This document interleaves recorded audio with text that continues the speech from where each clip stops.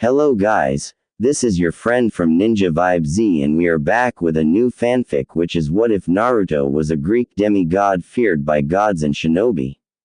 Part 2. And if you enjoy this fanfic, then please press the like button and subscribe to my channel for more fanfic like this. And now let's start the fanfic.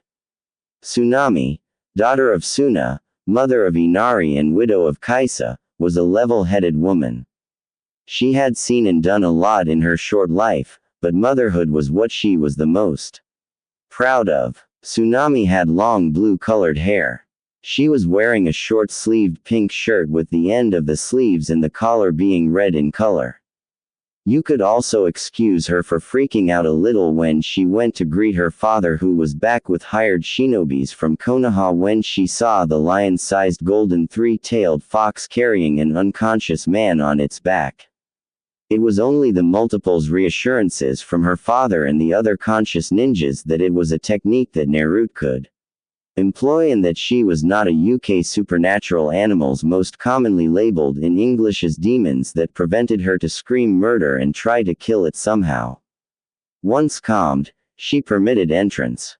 And when they were done settling Kakashi into a guest room, Naruto took back her human guise into an impressive flash of golden fox fire which didn't burn anything. That one took a while to digest. How a little girl of 12, almost 13, could shapeshift like that. It was unreal. The others couldn't do anything like that, but they weren't about to discuss gentry abilities to a civilian.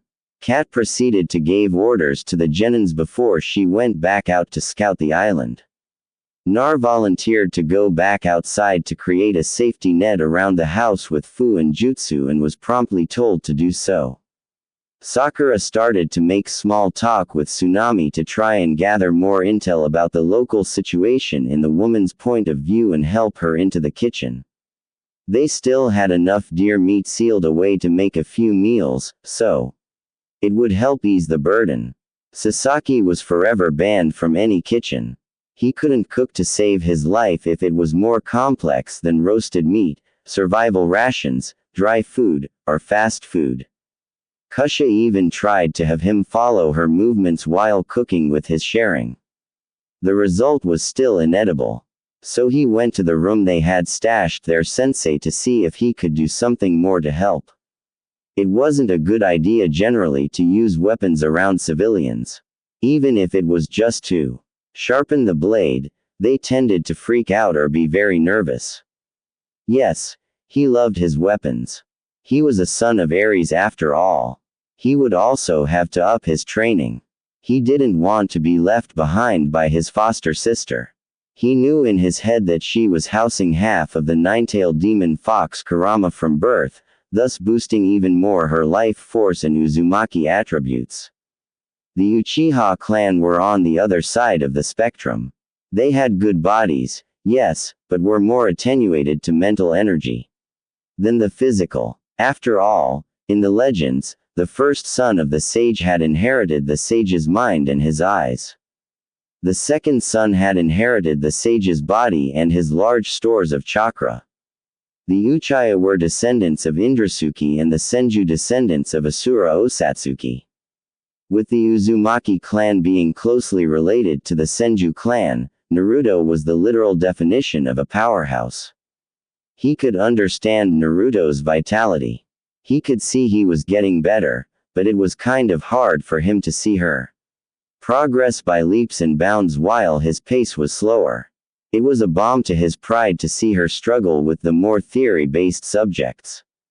They had sworn a blood oath to bring Itachi to justice together, to make him answer for his crimes before a jury composed of his peers, to help those he massacred find rest. At the rhythm things were going on. She would be too strong for him to walk equally within. It was very hard for him. His pride in his ancestry pushed him to be the best possible. He was not even remotely being taken in by Kusha Uzuaki at a young age would destroy any misgivings about women being inferior to men. Not to mention Amphitrite. Don't ever say or do anything in her presence ever. It's the last bloody error in life a mortal will do. Poseidon forgot one time and slapped her with an open palm in passing when she was bending over to pick something. She managed somehow to have him handle over his trident to her so she could pursue him and bash him very hard again and again on the head with it.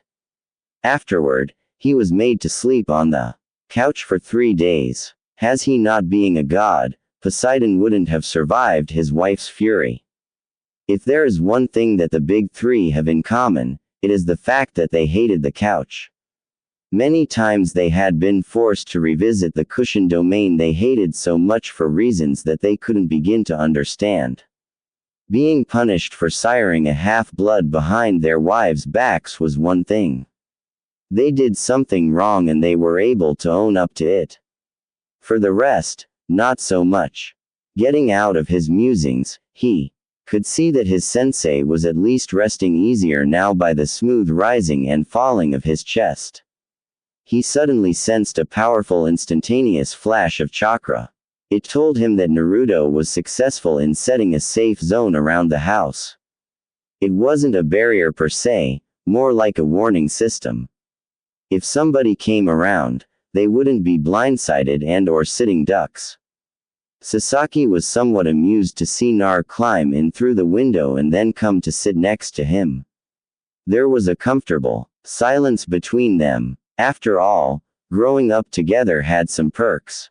He was surprised when he felt Nar get close to him and put her head on his shoulder. Though she wore her emotions on her sleeves, yes, but normally she wasn't that touchy-feely with him. She distracted him by saying, "Hey, do you think we could take off Kakashi-sensei's mask to see what he looks like? Even Mom doesn't know. She said he was wearing it way back when he was still Dad's student. She never saw him without it." Sasaki answered by a negative-toned grunt. He wasn't in the mood to play games right now. HN. Nar gave him a deadpan look and told him with a bit of annoyance. "You're a real master with words, aren't you?" Just to annoy her, he smirked, but didn't say anything else. Without knowing really why, he then took one arm from his side and put it around Naruto's waist, hugging her against him tighter. She let him do it. It didn't seem to disturb her. They continued to watch their teacher sleep, wondering what would happen next. They knew that the U operative cat was out there scouting and gathering intel for her own mission. She would be the one to deal with God. He really should have learned to play by the rules. The businessman got greedy and tried to expand his influence in black market goods where he shouldn't. Konoha would make sure he wouldn't do the same mistake ever again. He wouldn't make any mistakes ever again. Oh well, no skin off their noses. They stayed cuddled like a little while, but their ADHD was starting to act up. Naruto's was worse with her bottomless chakra reserves. She always had some energy to burn. She crept silently toward their sensei on her hands and knees after disentangling herself of her friend's embrace. But Sasaki found himself suddenly mesmerized by the sway of her developing hips in her bottom. Sasaki was started out of his peeping and Nar out of her prankster queen from hell persona by the sounds of footsteps on the stairs and then on the floor coming their way. The golden-haired girl then sat on her hunches, a pout on her pretty whiskered face at being interrupted before she could satiate her curiosity, finally remarking that Sasuke's face was red as a tomato. She was about to ask what was wrong when Sakura entered the room after knocking. She saw Sasaki, who was red for no reason. Naruto, who was looking intrigued, and Kakashi-sensei was Kamios. Her team was weird, but hey, they made her a better person. The next morning Kakashi was awake feeling better but was not combat-worthy. After getting a tongue lashing from Kat for letting himself go and grow lax and laughed at by his students, he showed Sakura how to utilize her chakra to climb trees without her hands and set Sasaki and Naruto to try the same but on water. When informed that they mastered water walking before tree climbing due to living on an archipelago for years, he then sent Sasaki with Suna to the bridge on guard duty.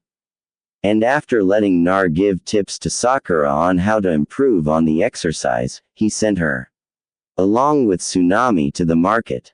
With Cat out scouting and everybody else occupied, he sat himself against a tree and started to read his book, giggling strangely at certain passages. He still could give Sakura some critics without seeing her. Seriously, Jonins were weird. The day was productive for the entire team. Nar, in a revelation, let the kitsune's animal instinct in her guide her toward a prey, and she ends up bringing to the client's home a good-sized boar. It was more than enough to feed everyone for a good while, with the deer meat diminishing. Suddenly, she went stiff. Something was wrong. She was really close to the house, just outside the range of the seals.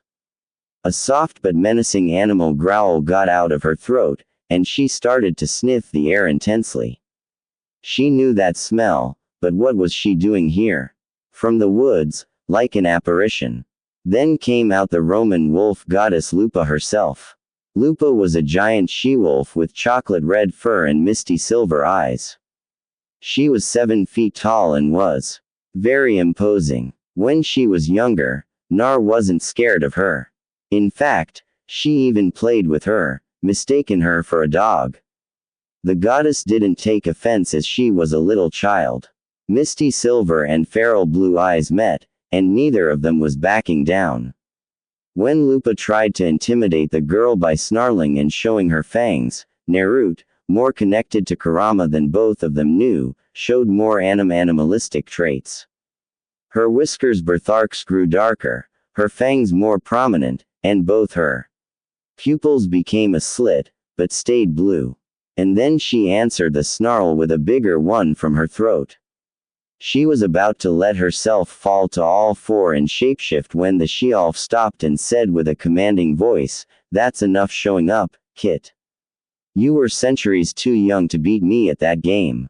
So that's what happened to the old fox. I was wondering why he wasn't crawling his territory, divided in two by Thanos and sealed away by mortal means into living containers. One half sealed away in your mother, the other in you at birth. There was something familiar in both of you when I met you all those years ago. I didn't recognize that old grouchy fox at first. His energy was muted by yours. I won't beat around the bush when you are sent out outside of dose. Come and seek me out at the wolf house. You need to be trained by someone who understands both the beast and human mindsets to truly be able to fight when you shift and not lose yourself. Usually I don't have anything to do with the Greeks, for I am Roman and you are a Greek demigod. But you are something more than Greek or Roman. You are Gentry. You are two beings in one body, both demigod and kitsum. If you complete my training, you will be rewarded with the status of ambassador to Camp Jupiter from Camp Half-Blood. If not, I will put you down and send your half of Kurama in Tardius. Let's see the famous nine-tailed demon fox get out of this one. Maybe it will give Pluto a good challenge if he's as strong as he said. Show this to the old centaur in the Greek camp and he will let you go with official credentials. I know how much of an airhead you are. You will forget in the years to come the location of my den and what are the camps. I will let you know in time.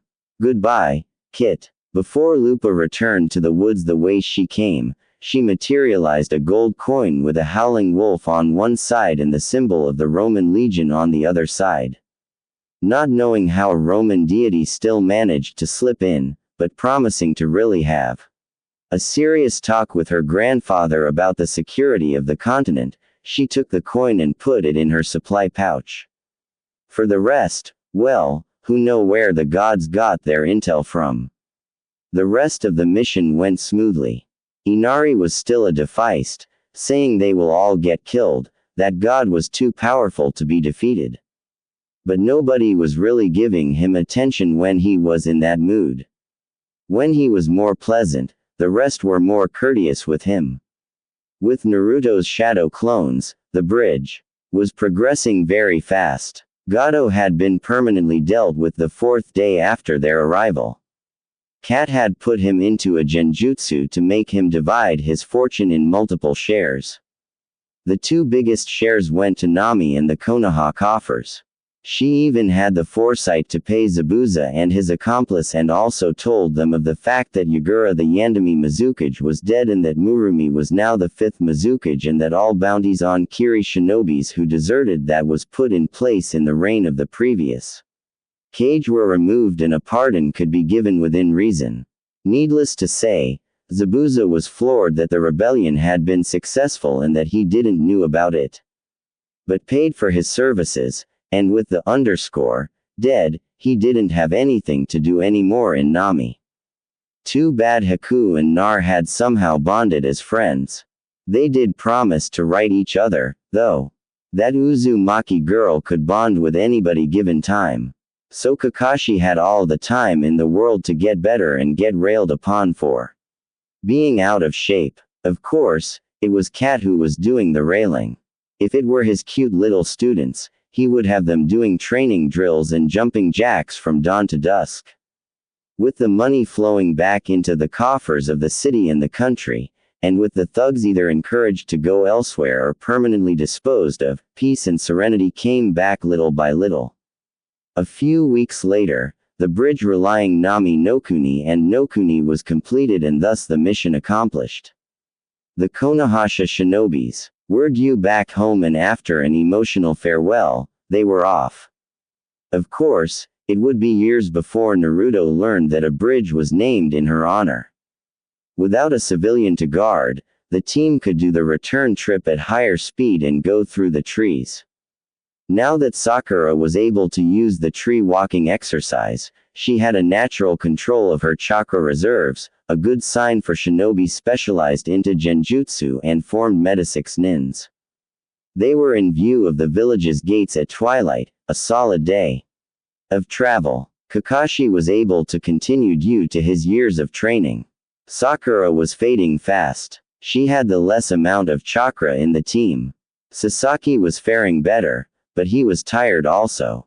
Nar was fresh as a daisy, a fact that she showed by breaking formation and started to accelerate to the speed needed before entering sunlight speed, but she couldn't activate the ability due to the mix of day and night. That was the twilight. With a back somersault, she was the first to check in at the guard station. A few minutes later, her team managed to join her to check in correctly. Once done, Kakashi dismissed them, saying that he would give the action report to the Hokage and to take 3 days off before meeting at 8 o'clock at Training Ground 7 the morning of the 4th day. He would also make sure that their pay would be deposited in their bank account. He then vanished in a smoke explosion shunt body flicker technique. After a bit of random talking between the 3 teammates, Sakura was the first to split to go back to her parents' home. Nar and Sasaki were heading home. Walking through the streets, they passed a nice green grocer a few blocks before the house, and lo and behold, out of the store came Kusha carrying some groceries. In seeing her children, she then created a shadow clone with instructions to bring the groceries home, and she precipitated herself towards Sasaki and Naruto, sweeping them into a crushing but motherly hug and peppering both of them equally with motherly kisses on their faces. For many, it would have been embarrassing, but Sasaki was always craving motherly affection since his own mother's unfortunate demise. So, Kusha's affection was always welcome. Nar, being as emotive as her mother, was embracing the affection. It was soothing, really. "Oh my babies, you're back. Your first C-rank mission outside the village and it's a success. Oh, I'm so proud of both of you. If your fathers could see you, I'm sure they would be also proud. Come, I will cook you your favorites meals tonight as celebration." Sasaki and Nar grinned at each other. And after taking each a hand of their mother figure, they walked toward their home. That night, they were fed to burst. Even Nar and her legendary appetite couldn't eat anymore. It was really just too bad, though. Kusha had a mission the next morning. Nothing complex this time. She had drawn the short straw and was required to deliver the tax reports of the village to the fire capital. It was a 3 to 4 days mission with the permanent horizon seal etched into a private room in the capital. She would teleport there once she had all the tax reports. She would have to wait for the proper papers for every active shinobi to be ready. The civilians' tax reports were already sent and back with another mission a few months ago. All was calm that night. But in the morning, Naruto was woken up by strange abdominal cramps. She was feverish, a novelty as she was never sick due to her heritage and with young Kurama inside her who usually was boosting her healing factor. She wasn't feeling well. When she went to the toilet, she remarked that she had bled from down there somehow during the night. No, that wasn't normal since her mother wasn't around and she would never be caught entering into the hospital willingly if it wasn't for a visit to someone hospitalized. Because in her mind, hospitals was equaling evil place who smells like bleach and was as entertaining as Shikamaru who was so lazy. It was a miracle he was a shinobi. She would go see Surby Gigi and asked him what was happening to her. He was, like, super old. He would surely know what was going on. She showered, changed into clean clothes, ate a few fruits, and took her wallet. And once out of the house, she ran and engaged her sunlight speed. Destination, the Hokage Tower. She penaled between buildings, important landmarks, and people, civilian and shinobis alike, with a disconcertingly ease, never hurting herself or anybody else. Once arrived at the base of the tower below the bay windows that Hiruzen loved watching the village through it. She literally ran up the wall and became a kunoichi again, once through the open windows and just a centimeter before the desk. Of course, the momentum and her chipper greeting of good morning Gigi made him groan out loud because the said momentum made enough wind to knock all his paperwork around his desk and her voice started him into almost swallowing his pipe. Giving the girl a gimlet eye, which made her give him her now infamous foxy grin, he then let out a sigh and told himself that the sooner he dealt with his pseudo-granddaughter, the sooner he could finish the damn paperwork. Paperwork, an evil even greater than Kronos and his merry band of titans combined. He then said with an exasperated voice, "Did you really have to come barging in here in sunlight speed? Look at what you did. I will have to start from the beginning.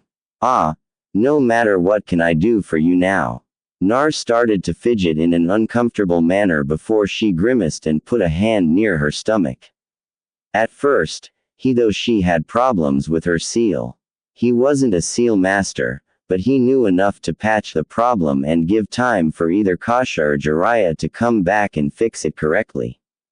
But her next words made him blanch and start to shudder with cold sweat. "Please, God so loving. Please, no, not that.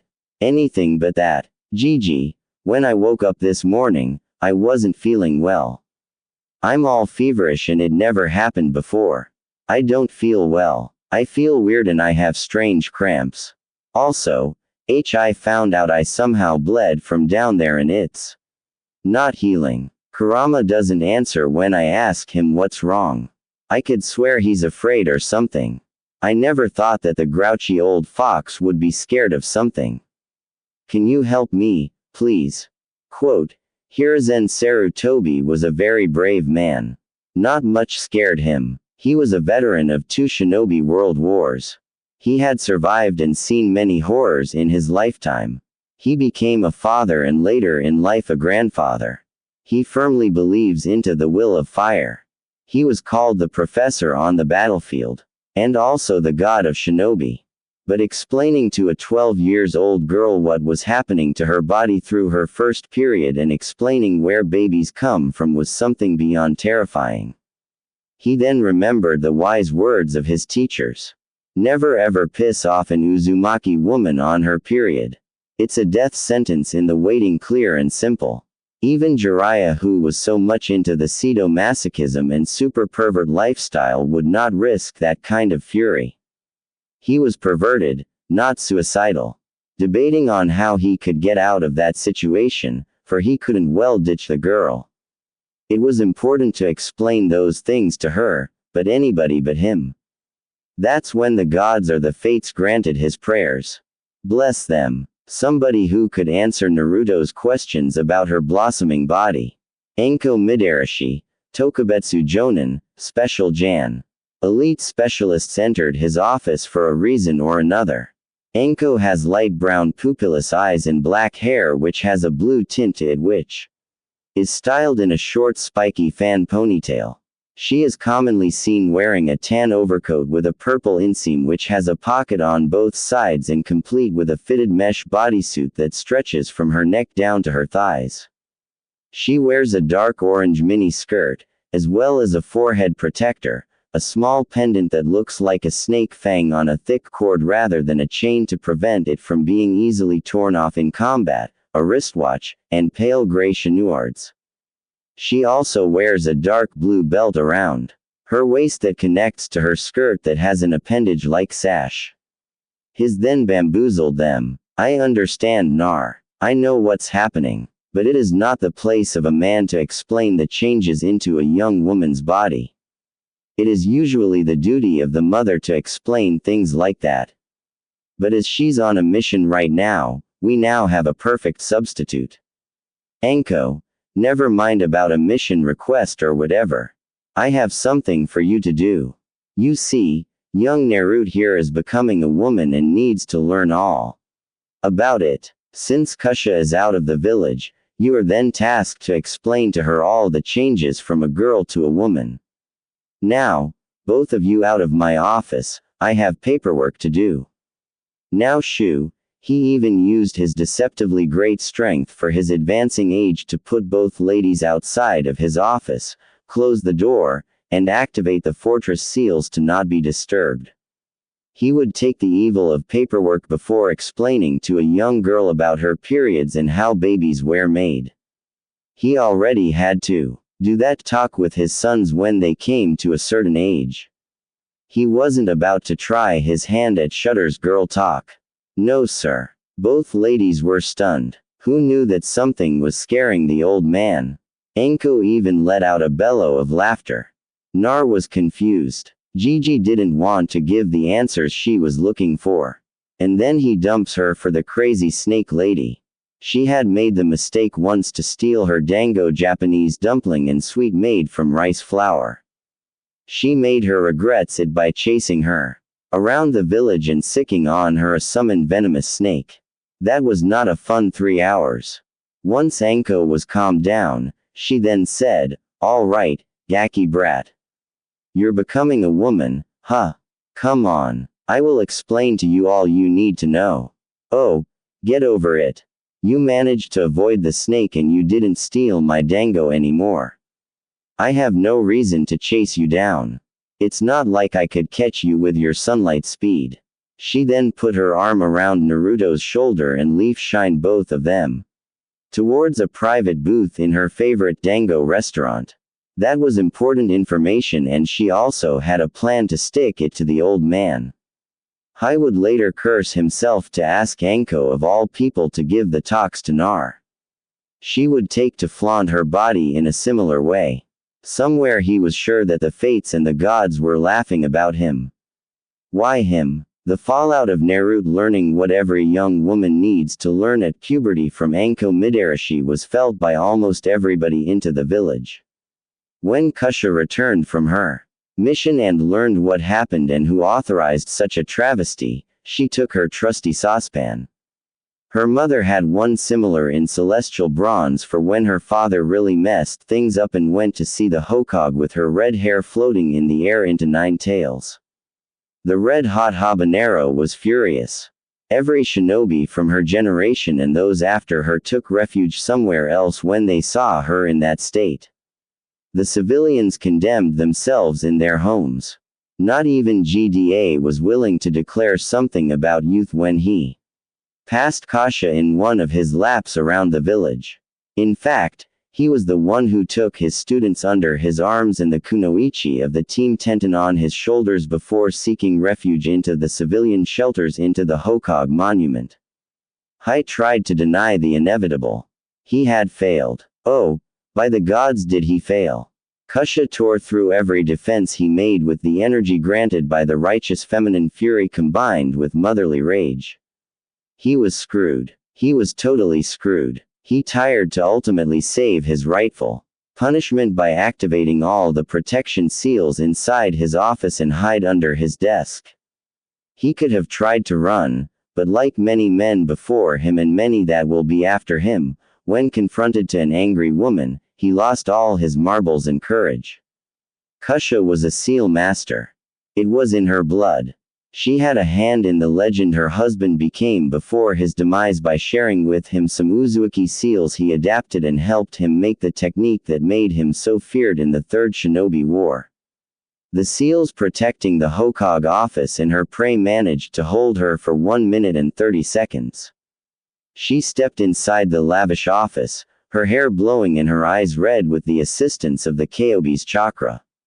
She looked at the apparent deserted office and in a sweet singing voice with a too sweet smile that was telling instinctively to any males around that they were royally screwed said, "Oh, Hirane. Where are you? Come out. Come out wherever you are. It will only be a little excruciatingly painful. I also swear on the river Styx that I won't kill you.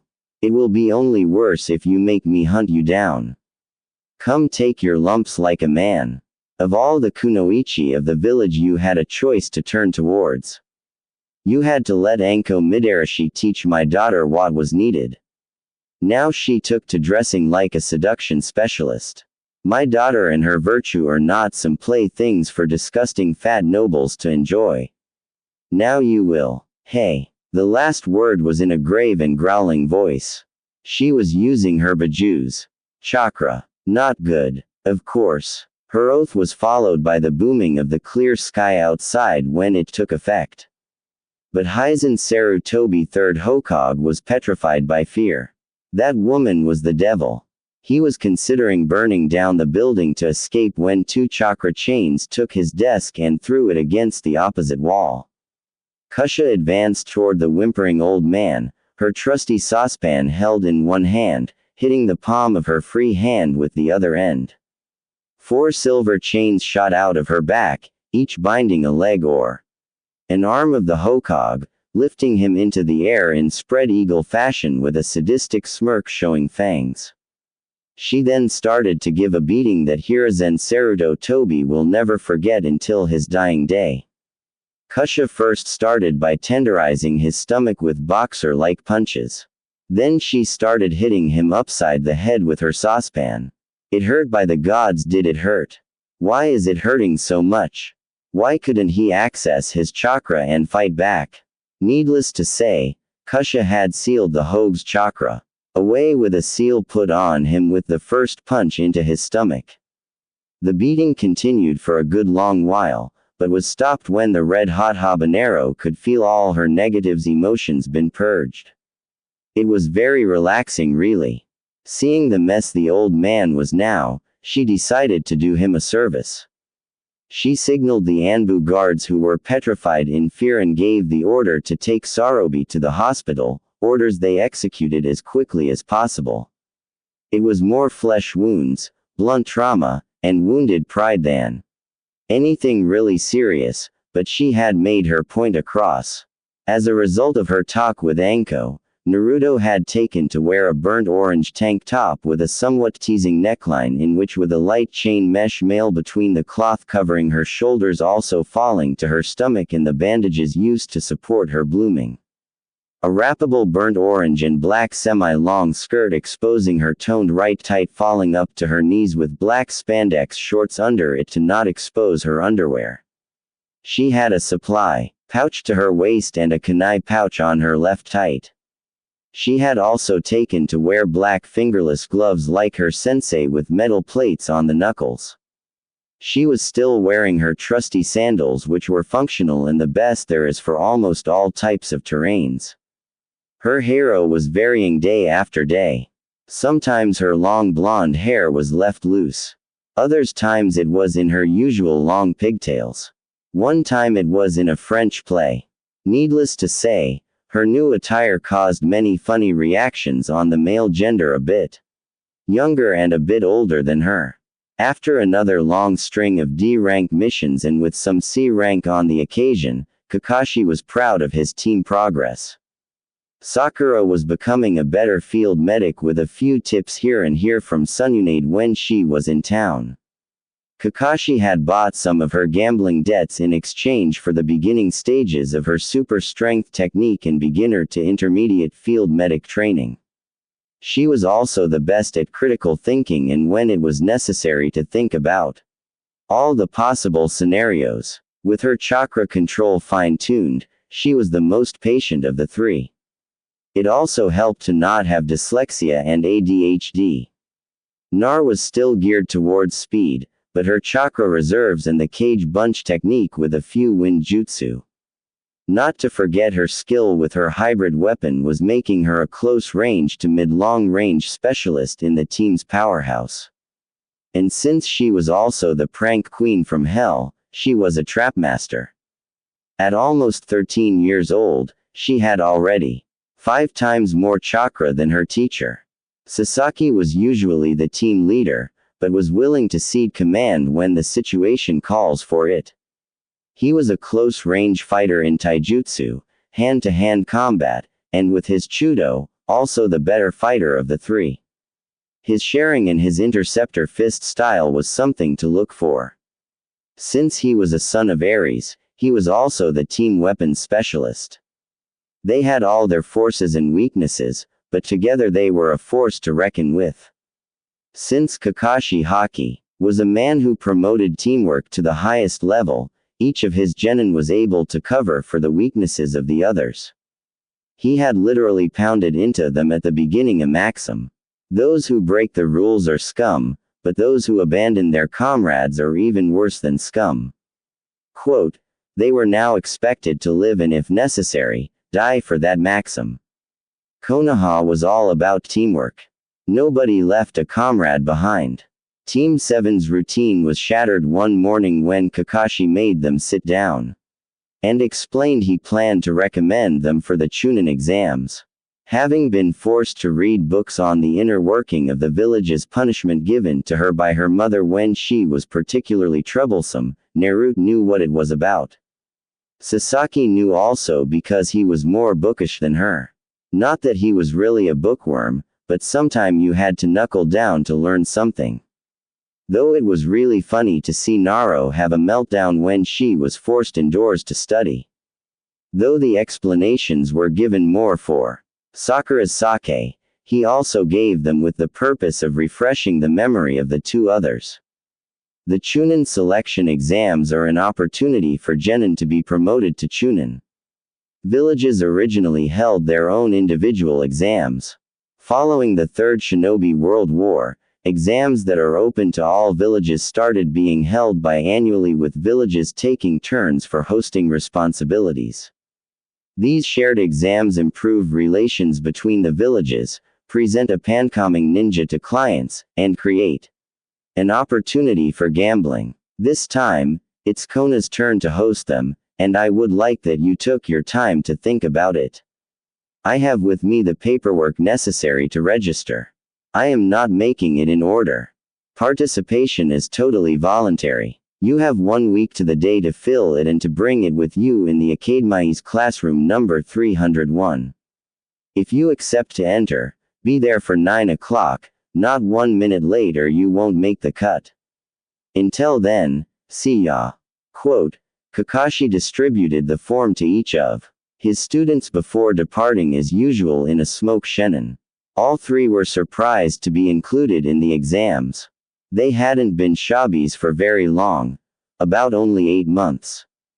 Usually the exams were for more experienced genins than them. They gave each other a searching look, asking without saying out loud if they were game.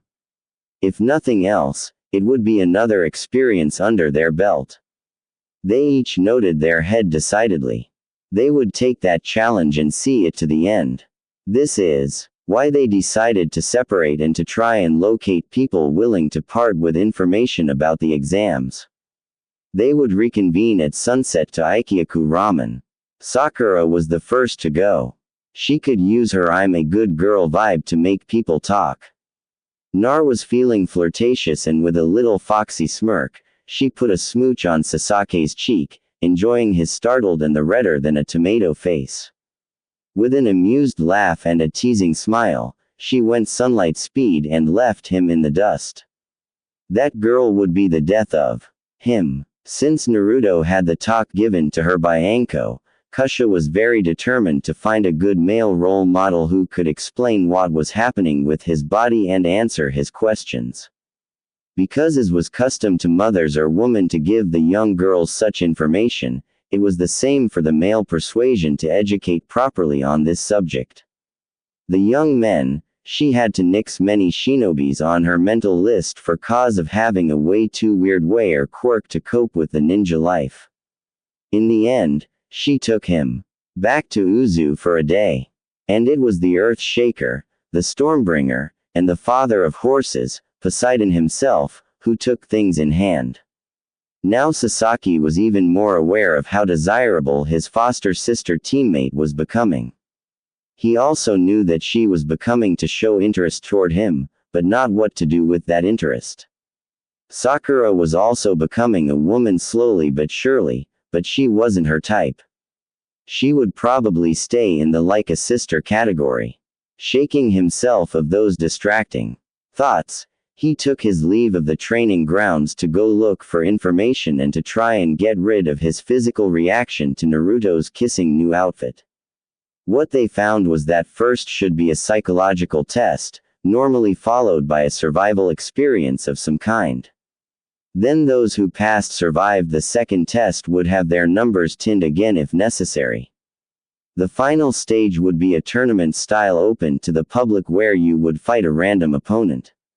They had tried to dig deeper, but to no avail. After a brainstorming session, it was Naruto's idea to look at the official rules of the thing, and they didn't find anything that would forbid them to bring equipment already sealed. So they were smart about it, and Naruto made special sealing scrolls to seal away food, water and their camping gear just like an extended mission. Sakura then suggested that it would be wise to go restocking their kunais and shurikens. They would surely need it. Sasaki with great irony was the one to tell the girls to bring what they needed for their period. Can't let the beasties or creepy crawlies they would surely find them because of the smell of blood after all. That statement had two effects. 1. His kunoichi's teammates would stop teasing him about being drowned into estrogen. 2. Which was revenge for making him endure their girl talk during last sleepover. There were some subjects he really didn't want to hear.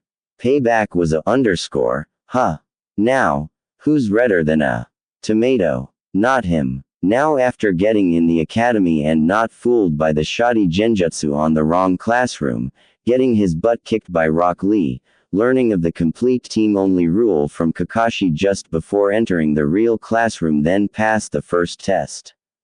They were in the Forest of Death, aka Anko's playground, and were ambushed and separated by what would be a kunoichi from Kusugekure Nodo village hidden in the grass.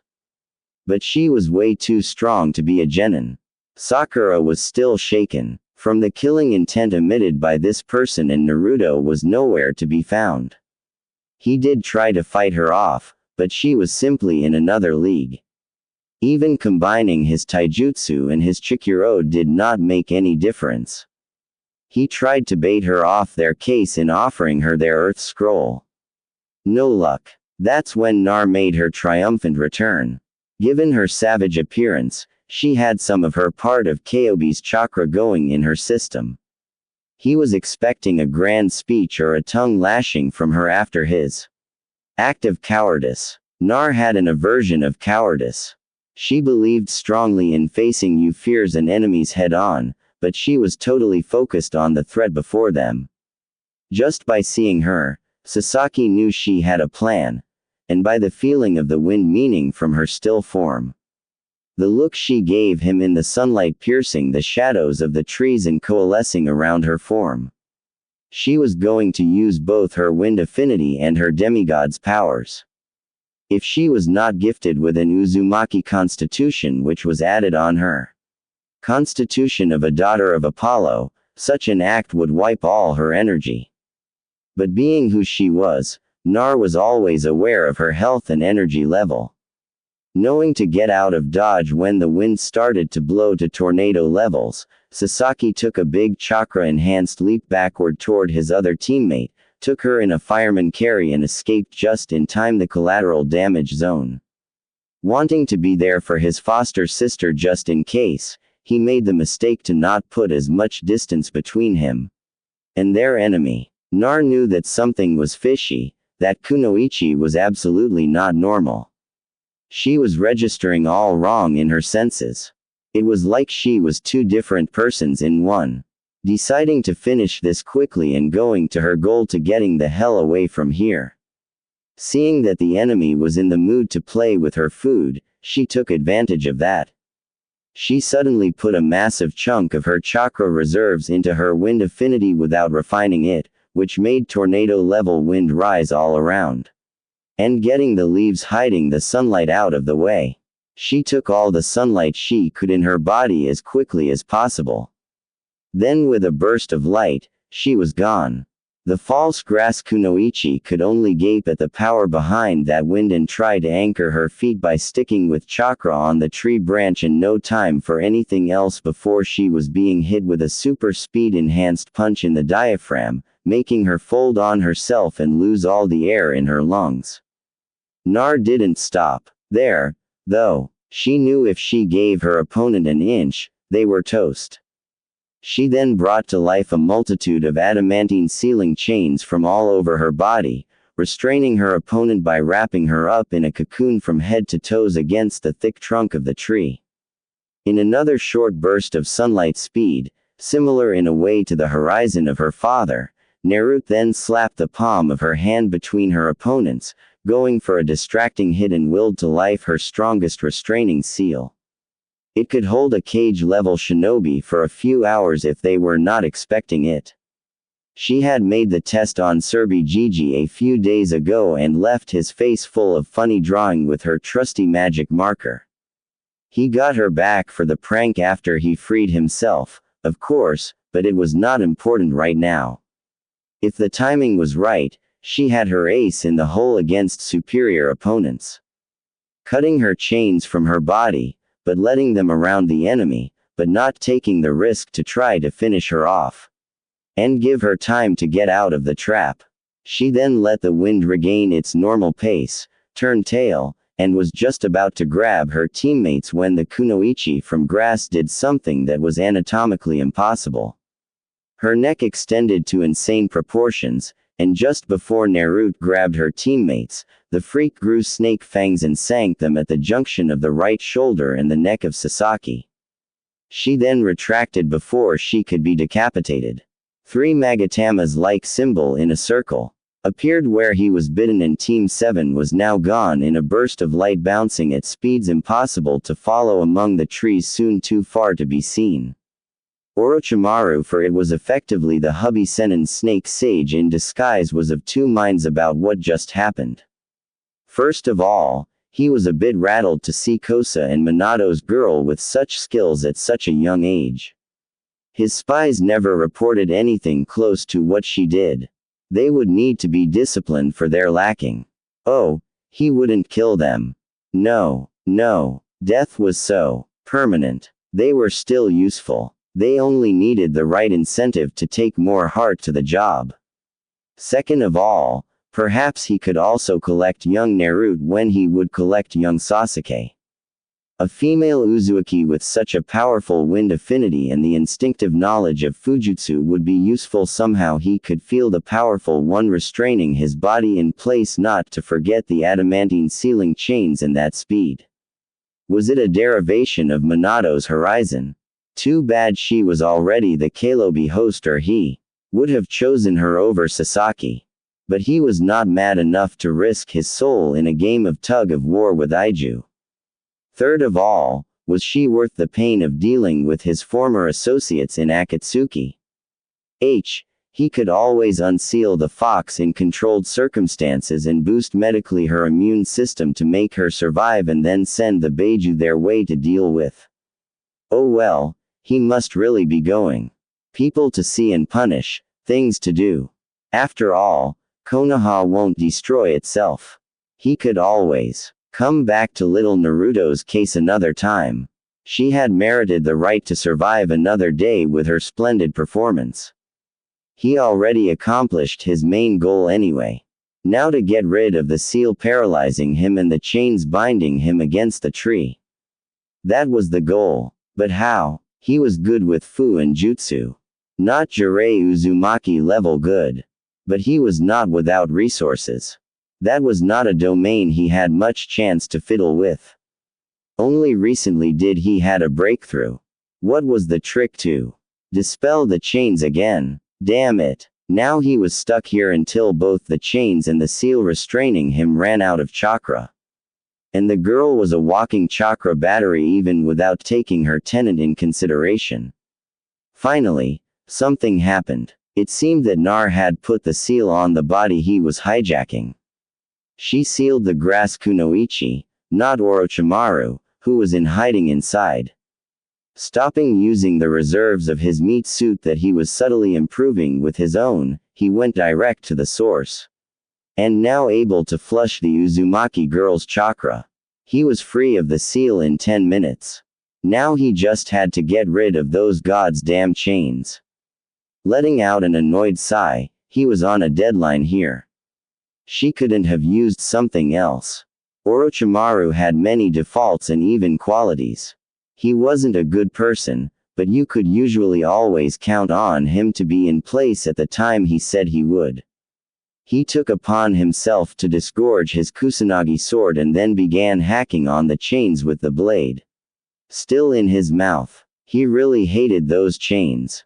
Now in the tower in the center of the Forest of Death, the Chunin selection exams proceeded from there. Sasaki defeated Yoroi Akato but was nearly wiped out because of his cursed seal that was making his chakra circulatory system go haywire. Once his match done, Kakashi brought him to a sealing chamber where Kusha proceeded to seal the mark quite efficiently in a temporary measure. It would hold for a while since she needed to study it more to come with an effective counter. He was put on bed rest and strict surveillance. That thing was wreaking havoc on his system and bypassing his demigod constitution entirely. Up next were Zaku Abumi of Odagar no Sato, the village hidden in sound, and Shino a Boris teammate. Zaku apparently only had one functional arm, but he bet that he could win regardless. Shino made him regret it and won. The match with Masumi Sarugi against Conqueror of Sonager's 3 Sand siblings began. Conqueror was a puppeteer and used it to his advantage.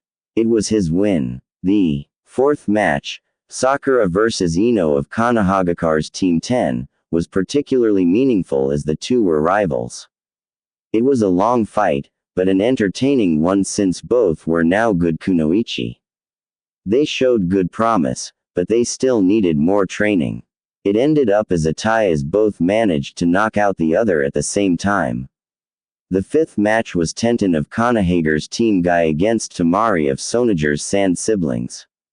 The match was over quickly as all the projectile weapons used by Tenten were completely countered by the wind release techniques used by Tamari, who won without taking as much as a single scratch. The 6th match, Shikamaru Nar of Konohagakar's Team 10 against Kinseki, was next, with Shikamaru aware that he was at a disadvantage since Kin had seen him use his Kajane Nojutsu shadow imitation technique in the Forest of Death without showing her own fighting style. He had to make use of a lot of strategy, but in the end it was his win. Nar was against Ka Anuka in the 7th match. They didn't have much interaction in the past, for Fox and Dog weren't really getting along usually. On their case, it was one joke too many with an ultrasound whistle when he was cleansing the dog kennels or taking the other Ninkins on a walk. So, he really had something of a grudge against her. It was too bad that without direct sunlight, she could go sunlight speed. If she had time to absorb some and store it, it would have been another story. But she had used all her sunlight in getting her teammates to safety. And after obtaining the scroll they were missing, she used her last sunlight reserves for a dash to the tower. She was still faster than him, though. Analyzing his style and rile him up while continuously dodging. She nearly got caught by Akamaru, his Ninken partner, a few times. Damn, she loved anything canine, but this one was getting on her nerves and fast. Then Ka made a big mistake. Not only he was hitting on her when it was not the time. Though she had to admit that he wasn't too bad on the eyes, he somehow managed to squeeze her. Now empowered by feminine fury, she got Akamaru out of the way first by putting it to sleep with a seal. When she let him bit her, her healing factor took care of it quickly. And in 5 minutes, her skin where she was bitten was only a little pink. Now free to teach that pervert a lesson. She grabbed her necklace and in a bubbling blue-green light, Nejibana stood in her hand in weapon form. With a sadistic smirk, she took a stance taught to her by Ares. Then started to rotate her weapon to gain momentum and power through the G-force. With her natural speed and flexibility enhanced by her training, she had no problem in twisting her body with her maneuvers. KBA was yelping at each near miss. She would twirl Nejibana between her fingers above her head and then use the momentum to slam the head on the ground, destroying part of the arena. It was too bad she could use her water affinity yet in collaboration with her weapon. It would make it even more deadly that it was now. After a game of cat and mouse, ironic since she was a fox and he was a dog, she finally got him with a spear thrust, pinning him against the wall, his head stuck between the left and middle blades of Nejibana. Of course, as precaution, she had not coated the blades with chakra and even used a seal to dull the blades for the match. She was aiming for a lesson, not a decapitation of a fellow Konohan. Needless to say, it was her victory and Ka learned that women, in particular kunoichis, weren't likely to appreciate his wandering hands without permission. Once the proctor called officially Ka's defeat, she twirled her weapon one more time before making it shrink back as her necklace. She was proud of herself. She had won her match, didn't show too much of her skills, and managed to teach a lesson to a future pervert. The 8th match brought a family rivalry to the forefront as Hinata and Neji, her slightly older cousin, battled. Even if the Hyuga affair was resolved peacefully, Hiyashi hadn't managed to ban the use of the caged bird seal. Thus, like his father before him, he was sealed and relegated to the branch family. The problem was that Hinata was gentle and kind. She couldn't bring herself to hurt her loved ones, and thus she lost her matches against her younger sister on purpose. Her father and mother were there for her, but the elders of the clan had much pull politically, and if they had their way, either Hinata or Hanab would end up sealed, and the other would be the AYS of the clan. Neji was a prodigy, but was chafing at the restrictions put on him in his destiny as nothing more than a servant for the main branch. Since he couldn't get rid of that anger by striking at those responsible, he took his frustrations on poor Hinata since he could hit her in a sanctioned match, and in her kindness and as an act of rebellion, she refused to learn how to activate the caged bird seal. Her Juken gentle fist had neatly improved, but against her cousin, she didn't stand a chance. She was trashed soundly, and if not restrained by several Jonins, he would have killed her in his fury. Needless to say, Hinata lost. Nei had won, but she solemnly swore that she would make him pay for hurting her friend like that. Had she not been in full view of everyone, she would have made an oath on the river Styx. The 9th match pitted Lee against Gar of Sonager's Sand siblings. At first, none of Rock Lee's taijutsu attacks managed to penetrate or circumvent Gar's shield of sand until Lee removed the weights he was wearing on his legs. The boost of speed was such that Gar's sand couldn't follow Lee's movements, and Gar was hit for the first time in his life. However, Gar was revealed to be using armor of sand to keep Lee's attacks from working on him. Realizing that his normal attacks will no longer work, Lee then used his front lotus on his opponent. But in the end, it was revealed that it had been a sand clone. Having no other way to end the match, and with his sensei's permission, Lee then opened 5 of the inner chakra gates. The result being that Lee's strength was multiplied immensely for a short time, but also severely injured him. He then proceeded to continuously beat Gar with his reverse lotus. However, as the Suna ninja fell to the ground, he dispersed his sand gourd as a cushion to break his fall. Gar then used his Sabaku sand coffin to crush Rock Lee's left arm and leg. The unstable Gentry would have finished the job had Nodgai intervened in his student's favor. Gar won the match, as Lee was eliminated and carried off to the hospital. The last match was Choji Akamaiki of Kanahagakar's Team 10 vs Dosu Kinuda, the last of the Odo Genins. Choji was reluctant to battle, instead wanting to forfeit, but tried after being promised food by his sensei, Asuma Sarutobi, the third Hogue's son, if he won. Shoji entered the battle with prior knowledge of Do's sound-based attacks and quickly used the Nicotenia human bullet tank to plug his ears from the Odo sound ninja's attacks. However, Do overcame this by transmitting his sound through the water in Choji's body, thus defeating him. After the preliminary matchups, there was a 1-mon period in which the remaining genins could prepare themselves. Various dignitaries were also invited to watch the main matches. The current matchups were Naruto vs Nei, Sasaki vs Gar, Shinobi's Conqueror, Dosu vs Shikamaru. The winner of the match would then fight Tamari due to have an odd-numbered batch of finalists. Kakashi was in a bind. Orochimaru had Sasaki in his sights, and the logical choice would be to take him along in seclusion for the month interlude before the finals, but Nar had also made it to the finals. He couldn't just pawn her off to someone else. He also couldn't take her with them. Sasaki would need all he could get to survive against Gar. Nar had it more easily to have a Hyuga as opponent and not a crazed Jinchuriki.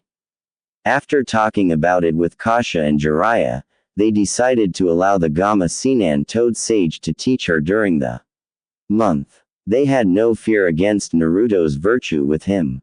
You see, for all his faults, Jiraiya refused to peep on underage girls.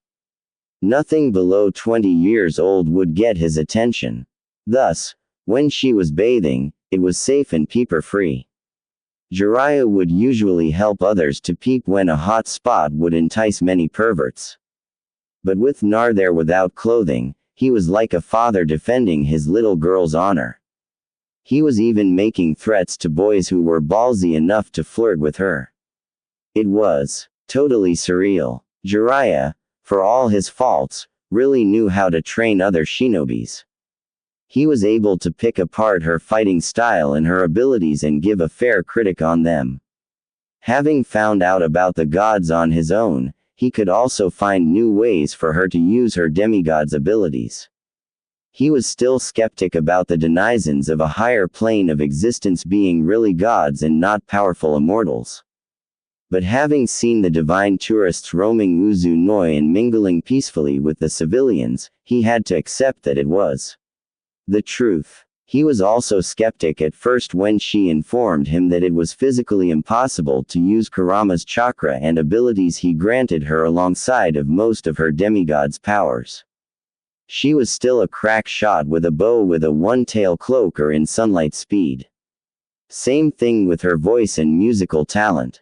But when he saw that the demonic chakra and the reduced godly energy were canceling each other's except on her regeneration ability and her constitution where they were working together, he had no other choice than to deal with it. It would have been a real killer combo if she could combine her Beiju chakra and her sunlight speed, but it was not to be. She could use regular chakra just fine when she was at higher speed, but there was a reason why gods and demons don't usually mix. Not that Kurama was a demon per se, more like an incredibly powerful supernatural animal spirit chakra construct given life. He wasn't in the mood to discuss his origins the last time she was in the seal and asked him about it. Though they had struck a deal, if she changed her mindscape and alter the seal, binding them together into a more pleasant representation, he would allow her the use of his powers to a certain extent. In contrast with the northern mountainous forest that her mother's mindscape was, hers became a forest of bamboo and others exotic trees upon many mountains filled with game. Yang could hunt and roam to his heart's content. Now she was too young and not experimented enough to use his full strength, and they did not have a strong enough bond yet. They were becoming friends slowly but surely. Yes, but Kurama had been burned too many times by humans before to trust blindly. For her part, she was just glad to making progress. And having passed the I'll devour you trope, he was still willing gladly to help her embarrass prank the pervy sage, though tricking all his senses with a well-crafted kitsune illusion to make him feel and see that he still had his clothes on while he was walking around the village as usual as if nothing was wrong while in reality he was hilarious. She and young Kurama had laughed long and hard about that prank. But her revenge would not stop there. Oh no. Once he was out of jail for public indecency, she told her mother what he did to her. Needless to say, Jiraiya wouldn't forget that beating for a long time. Fear the saucepan of doom and the motherly rage combined. That would make him think twice about throwing her into a ravine to make her use Kurama's chakra to summon Gamabunta.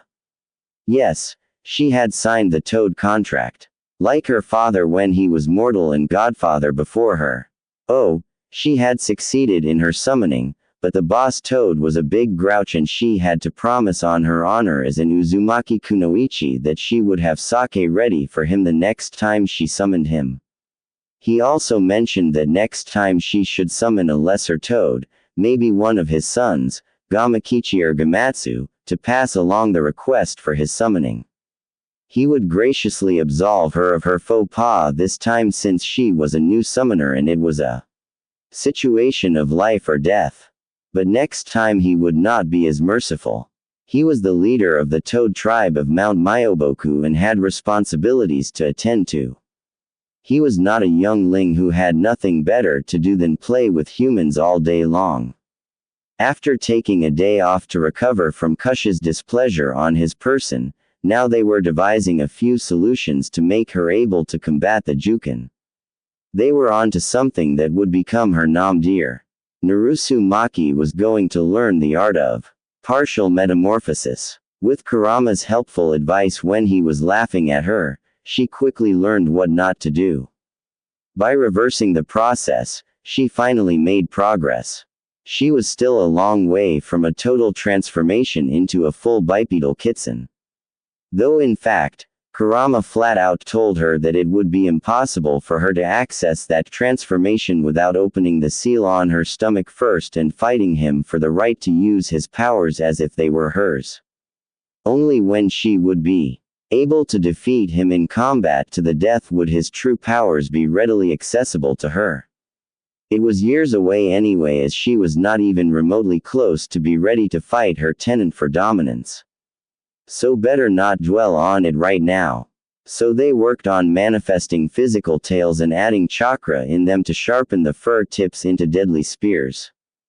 She also worked on transforming her hands into clawed prehensile paws to augment her striking power and her defense for the chakra bursts that the gentle fist would send into her system when she would try to catch the hands of Nei in their future match.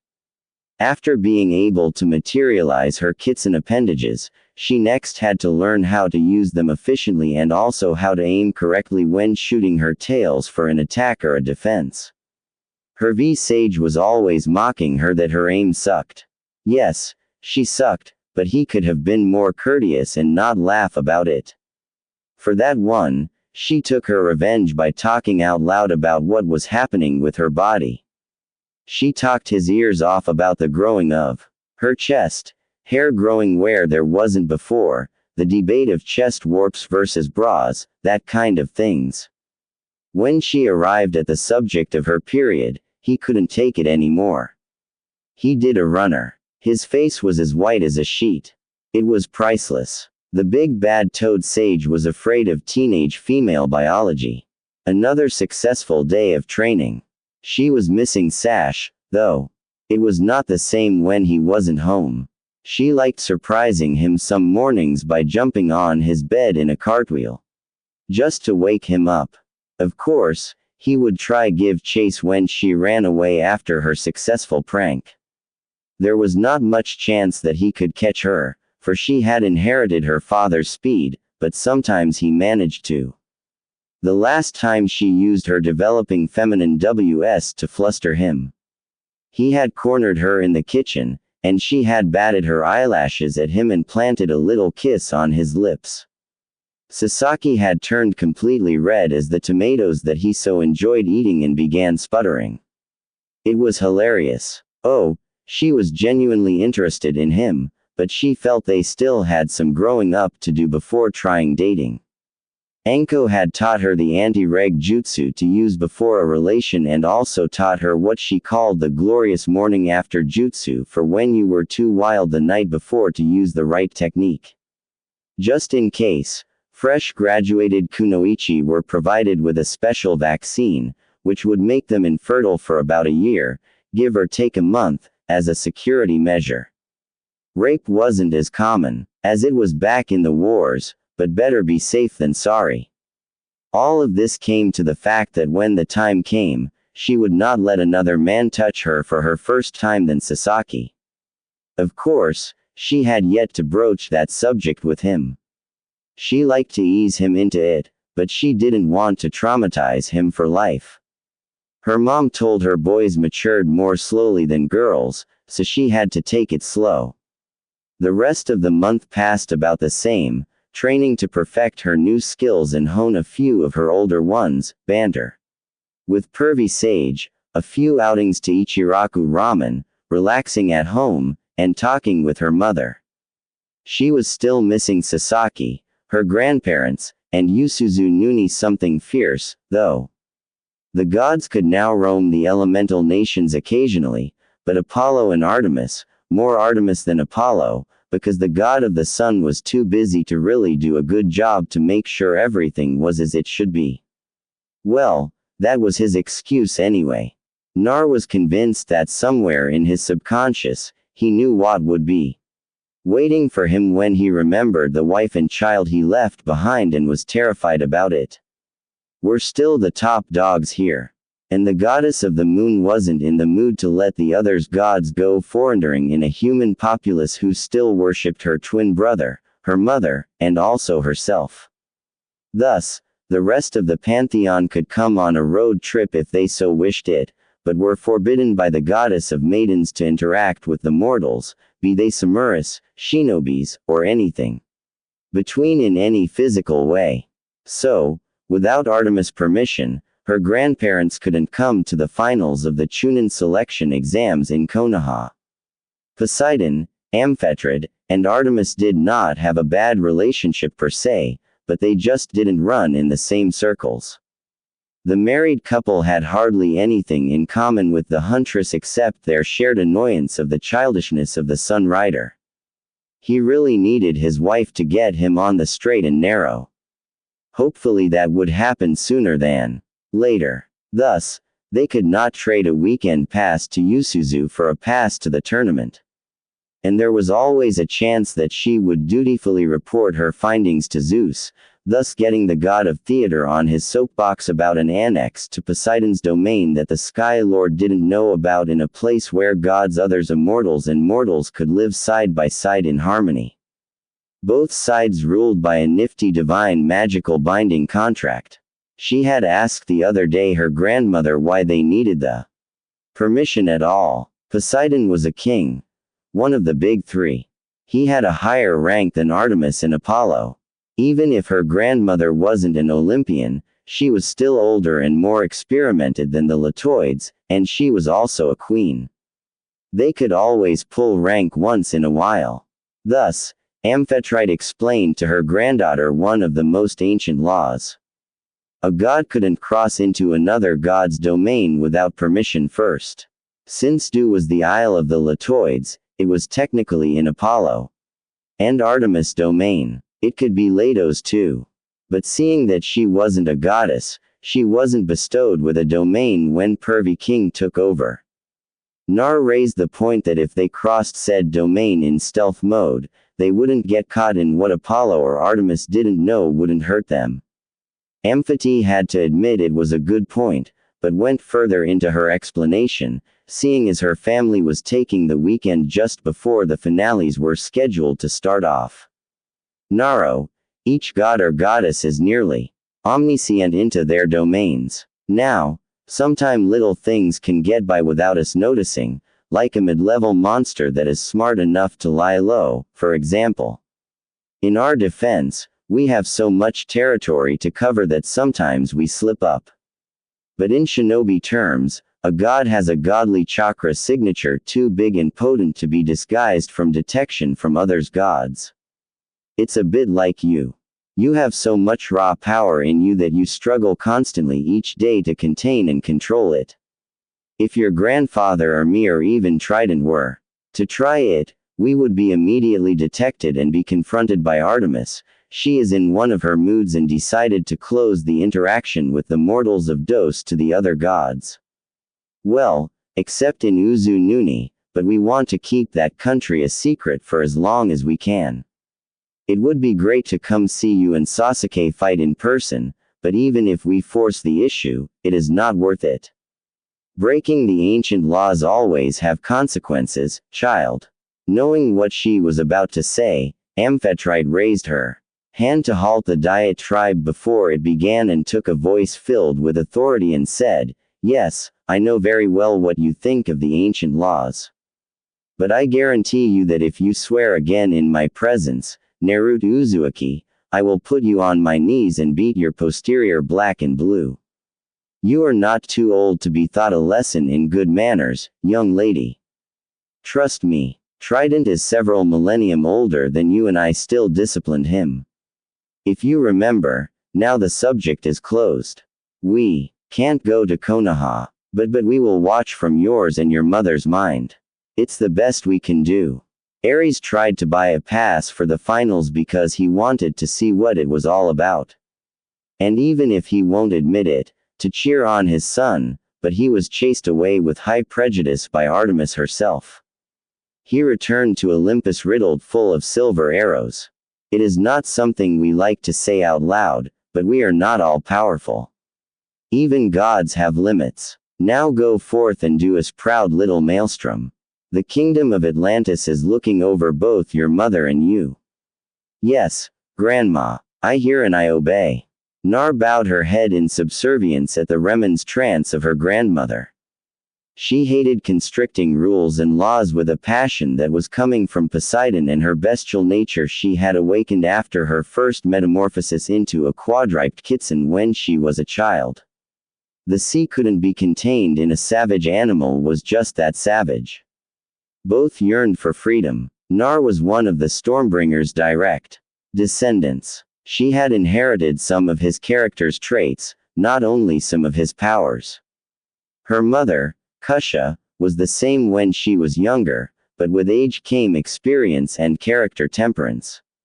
She had learned of her flaws and did her best to correct them or to alleviate them. In time, Nar would do the same. Amphitrite shook her head fully. The girl was as dramatrone as her father sometimes, to show the girl that she wasn't mad. She took her into her arms and held her to her like when she was a child. Nar just closed her eyes and enjoyed the freely given affection. Suddenly, she started to purr. No fair. Her grandmother was stroking her whiskers birtharks. They were hypersensible. The day of the finals was finally here. All the competitors stood together in the center of the Colosseum in full view of the crowd. It seems that some changes were made during the month.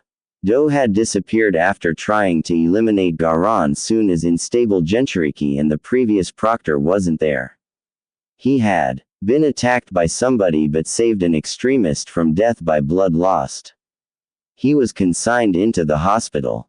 Poor guy, but in time would make a full recovery. With new medical discoveries, the doctors would also be able to heal his lungs problem, but he was not coming back. The new guy introduced himself as Gemma Shiranui. He had brown shoulder-length hair which hanged about his face and brown eyes. He was wearing his forehead protector like a bandana and the standard Jonin outfit and always has his trademark S-metal needles with a point at both ends in his mouth. A change in the lineup of the matches was announced. With Dosu's disappearance, Shikamaru would fight Tamari instead. Genma told them that the rules were the same as the preliminaries. Everything was permitted, though death was frowned upon. The match would be over when he announced it over or he would step in and end it himself.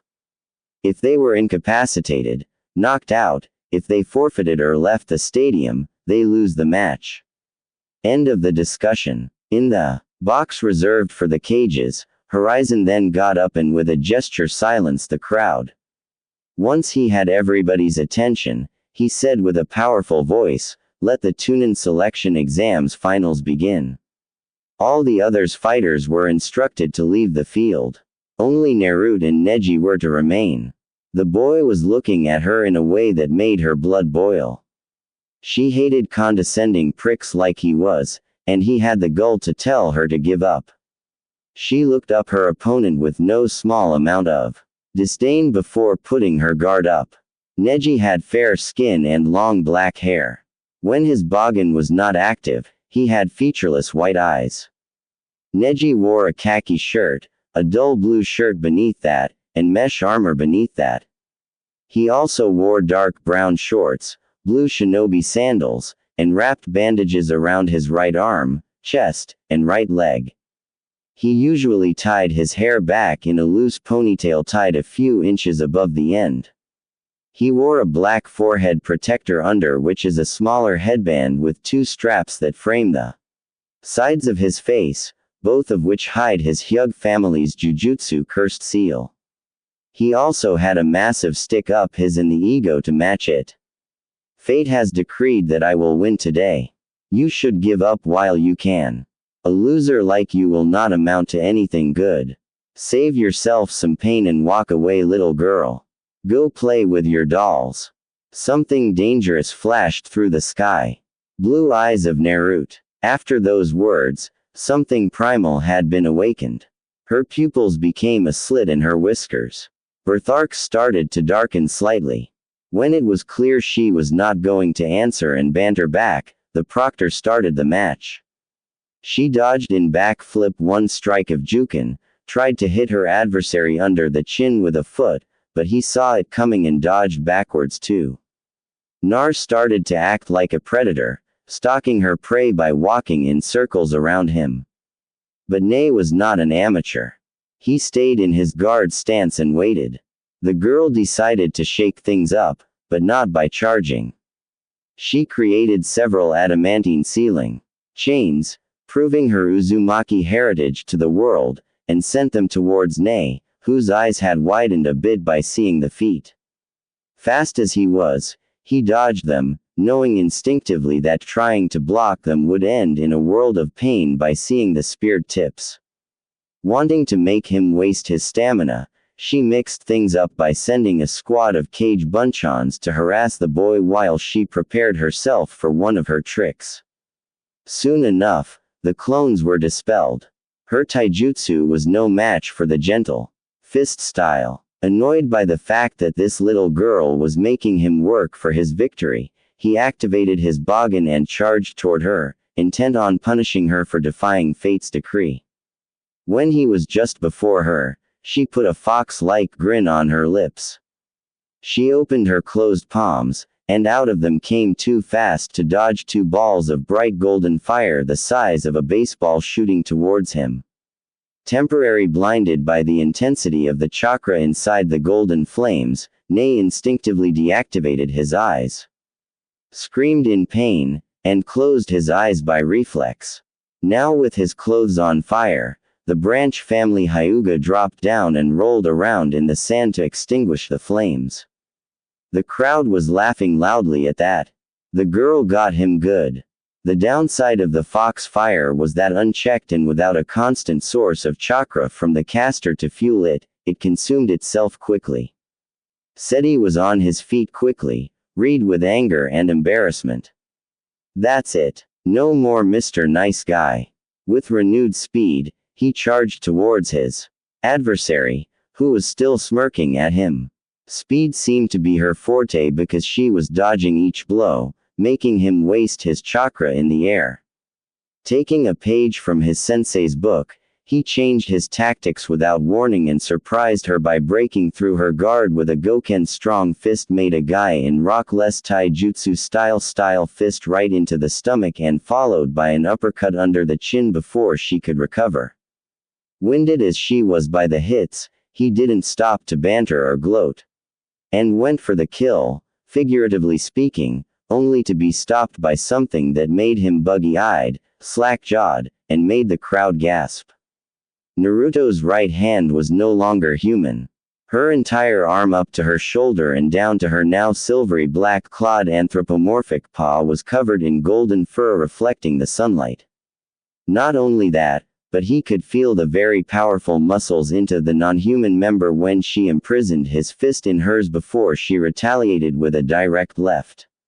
Normally, he would have scoffed at such a beginner's tactic, but he could now see her right arm returning to normal very fast, and he was too late to guard himself when her left arm transformed in a flash, and the animal fist buried itself in his gut, with strength not natural to such a slim girl evidently built for speed. She launched him into the air. But before he could go far, her left arm became human again, and from her tailbone, 9 golden white-tipped tails emerged at an unnatural speed that even the cages in their box had a hard time to follow. The tips flattened and hardened at the same time. Then she bombarded him with hits after hits. When the tails vanished, she morphed her right arm again and punched him directly into the jaw.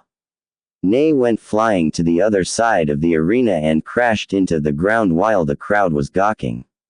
Even the feudal lord of the land was blinking in surprise, and the old guy had seen weird and unimaginable stuff from his ninjas during his long reign. But it never crossed his mind that one of his shinobis could be a kitsune.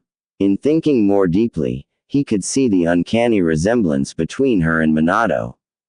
So that one was Minato and Kush's little girl, one of Konoha's Jinchuriki. He looked behind him to see the shinobi assigned to his protection. Kusha Uzumaki, the red-hot habanero herself, the other Jinchuri, the yin half. So Naruto had the yang half. She was smirking at him like she could read his mind. That was all the confirmation he needed. Now to see if she merits ascending in rank after this or if she could benefit to wait to the next exams. She had the physical skills needed. That was for sure. But there is more to a Chunin than pummeling an enemy. Nei was hurting all over. Those hits had really hurt. So she could transform parts of her body into those of a fox and used once transformed the proportional strength ratio that an animal would have if he had the general height and weight of a human. It was a clever trick, he had to admit. Really clever. Worse of it was in the transformed state. The chakra was running through the arm and the fur, making an effective armor against the Juken. But now her curiosity would cost her. She had foolishly approached near him and she seemed a bit winded. So those metamorphoses were taxing. Good to know. In a flash, he was on his feet and went into his stance for the Heikrokuin show. 8 trigrams 64 palms, a jutsu usually reserved for the main house that he had managed to reproduce. Nar was taken totally by surprise, thus taking all 6-4 hits. She did get up, again though, but she was a mess. Her tenketsu chakra points were sealed. She was bruised everywhere and blood was dripping from her lips. But her eyes, oh, But her eyes, they were telling a different story. She was far from being done. They were still as defiant as ever, mixed with an animal instinct that was making Neji very nervous enough that he decided to end this match right now before she could become a bigger threat. But she still had a few aces up her sleeve. But first, she had to ask permission for the one she had in mind.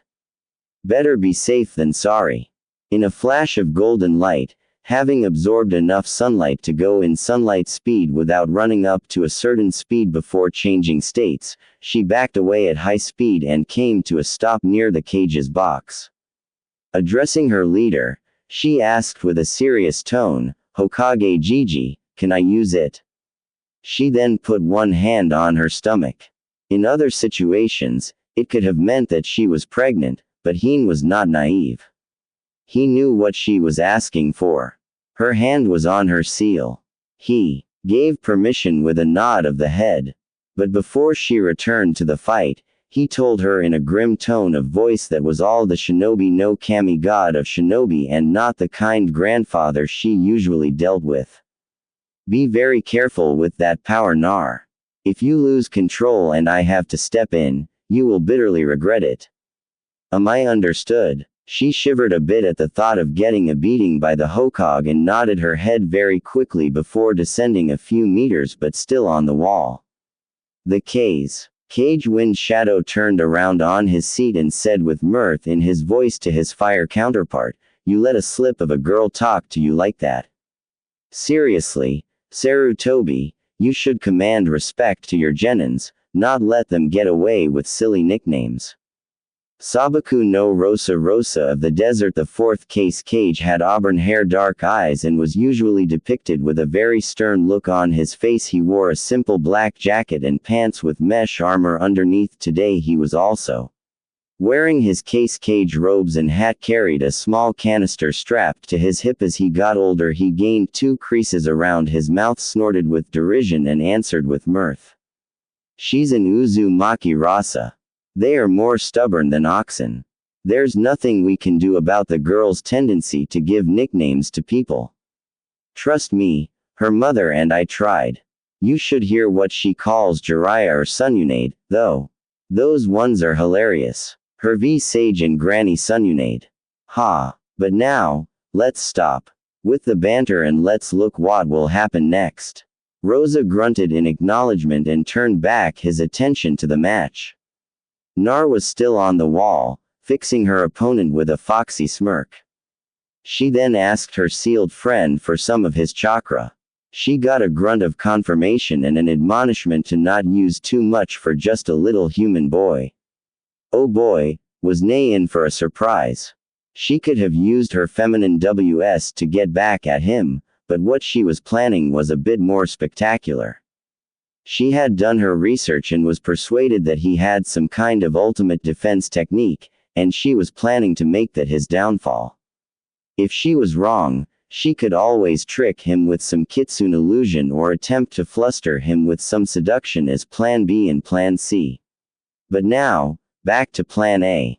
Suddenly, an intense feeling of dread rose all around the stadium, and it was coming from the girl. It was similar to killing intent, but not quite focused enough. Nar was going through another transformation. But this one was more terrifying on the senses. Her whiskers' birtharks expanded and darkened. Her hair became wilder and a shade or two darker. Her upper fangs poked through her lips. Her sky and feral blue eyes became red and animal-like. Red corrosive chakra began to bubble out of her seal, some going through her chakra circulatory system and unblocking all her tenketsu points. It hurt like a underscore, yes, but she was a big girl. She could take a little pain.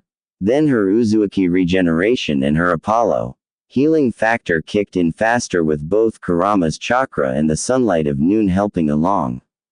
In a few seconds, all her injuries disappeared. In a trail of red chakra light, she dashed quickly toward her opponent, who had a really good poker face, but her nose was telling her he was reeking of fear. He had used his Byakugan to take a peek at her chakra circulatory system, and Kurama had turned it back against him by scaring the underscore out of him as a joke. Yes, for the kitsune, scaring a human. Woodless was great and harmless fun. She was upon him on seconds, but since it was slower than sunlight speed, he managed to do something that had Hiyashi, the clan head, who was in the crowd, gasp in surprise.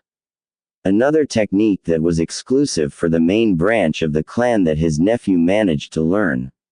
Not that he was displeased, he was looking for years for ways to bridge the gap between the two branches of his clan and to defang the elders.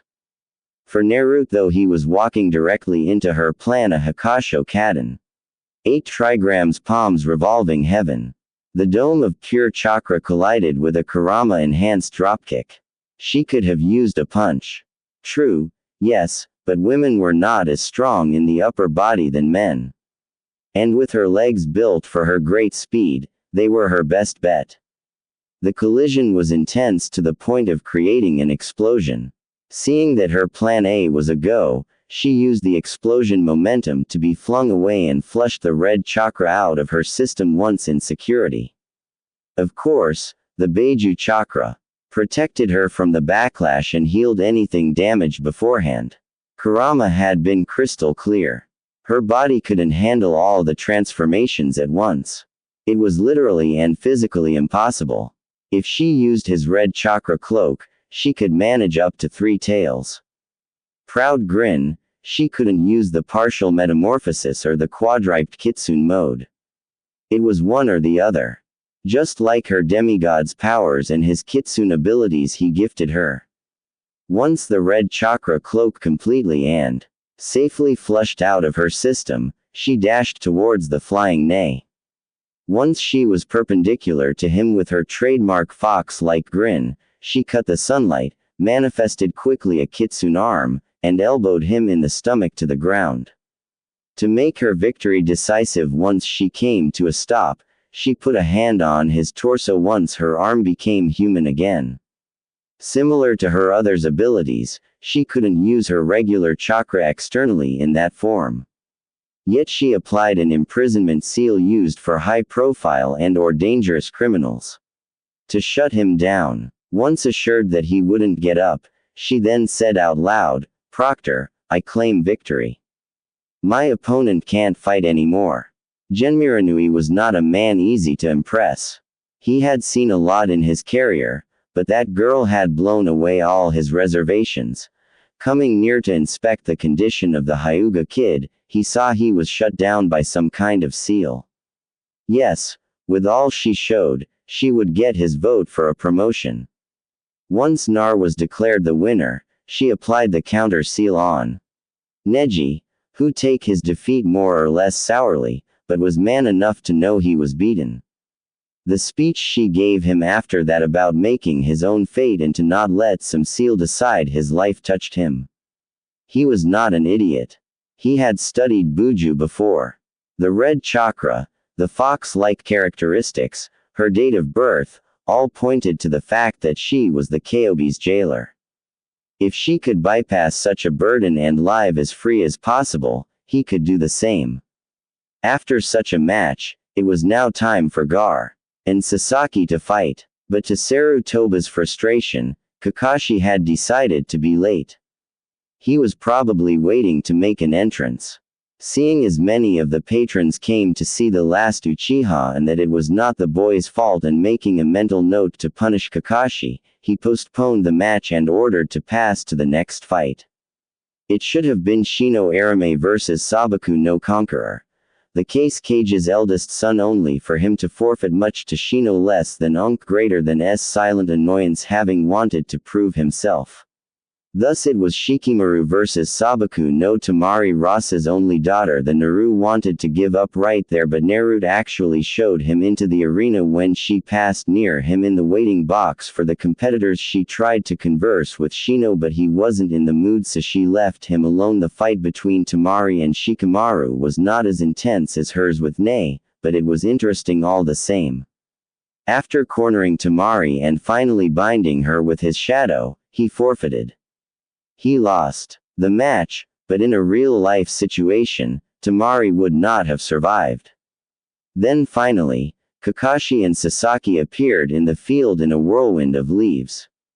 He had changed his hair longer, his outfit with more black and some kind of bandages on his right arm. She was glad to see him all the same.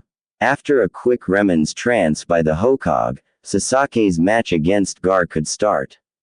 Her counterpart from Suna arrived in the arena in a sand shunhen, and after letting the crowd revel in the scene, the proctor started the match. This was the battle that the crowd had been looking forward to. Sasaki demonstrated that his speed had vastly increased to the point where the sandguarding Gar could not keep up. Sasaki also demonstrated Chidori 1000 birds, a Raiden technique he had learned from Kakashi and his only original technique to injure Gar.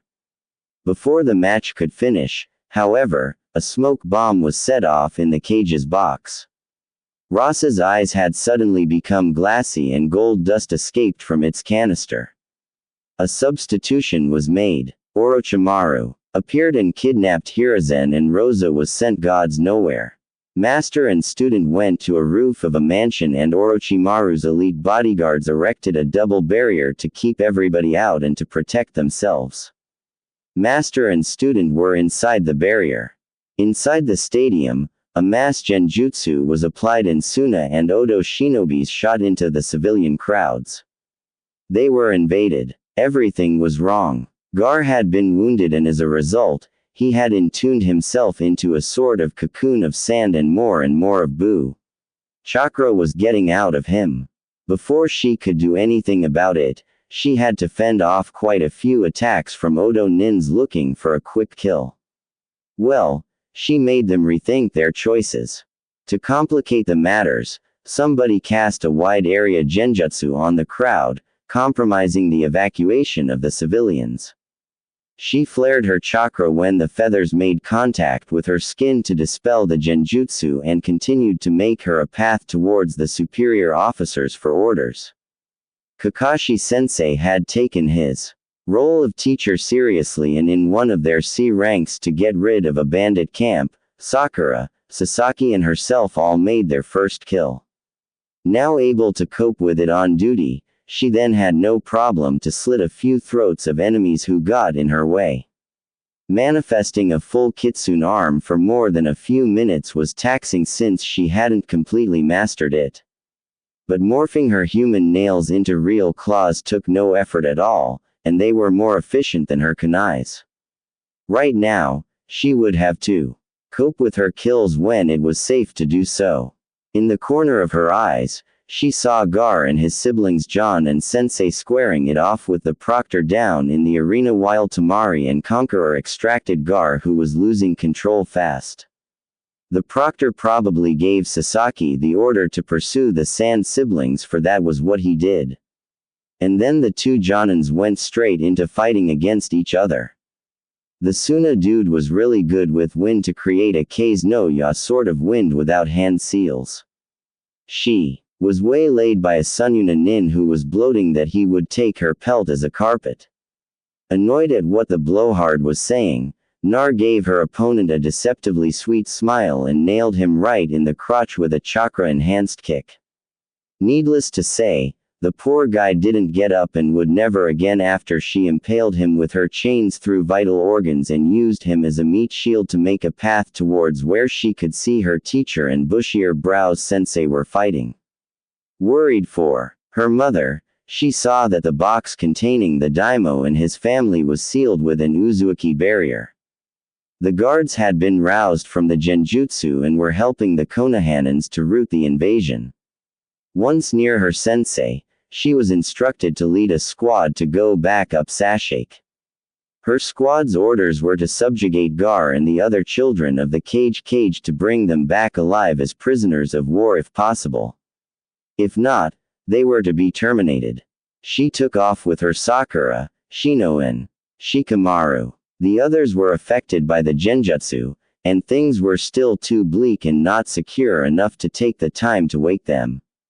With an exit ready-made for them, when Gai-sensei kicked an enemy trough, the bleachers when Kakashi asked for an exit, she led her squad toward where she could feel the most intense concentration of Biju chakra. Nar was not a sensor, but anybody with a minimum of chakra sensitivity could feel the malice in the air. They could see that some of the walls around the village were folding because they were attacked by giant snakes' summons. It also seemed that Pervy Sage was on it though, as he incapacitated one with one of his favorite technique Nomi Earth-style swamp of the underworld and summoned a gigantic toad warrior who was wielding dual katanas to deal with another. They soon realized that they were followed by a squad of enemies. Shikamaru offered to stay behind and to capture them with his shadow techniques, but it only merited him a slap behind the head and a telling that those who break the rules are scum, but those who abandon their comrades are worse than scum. She would not abandon him. She was not scum. Seeing that they were near an abandoned training ground that she had requisitioned to practice her trap skills, she led them there. She waited that the pursuers followed her squad down the same path. Then with a dark fox-like grin, she shifted gears into sunlight speed, taking her teammates with her. And in retreating, she kicked the straggler, waiting to pick them off. With the others shifting back to a regular speed and letting the others recover, she made a half-ram seal. And with a tiny application of chakra, Tardius on Earth was figuratively unleashed on those fools. Needless to say, after all the instruments of death that was coming out of everywhere, the squad of Odo Nins after them wouldn't make it out of there. It was Shikamaru who described everybody's feelings. Damn, you're a dangerous and vicious vixen, Nar.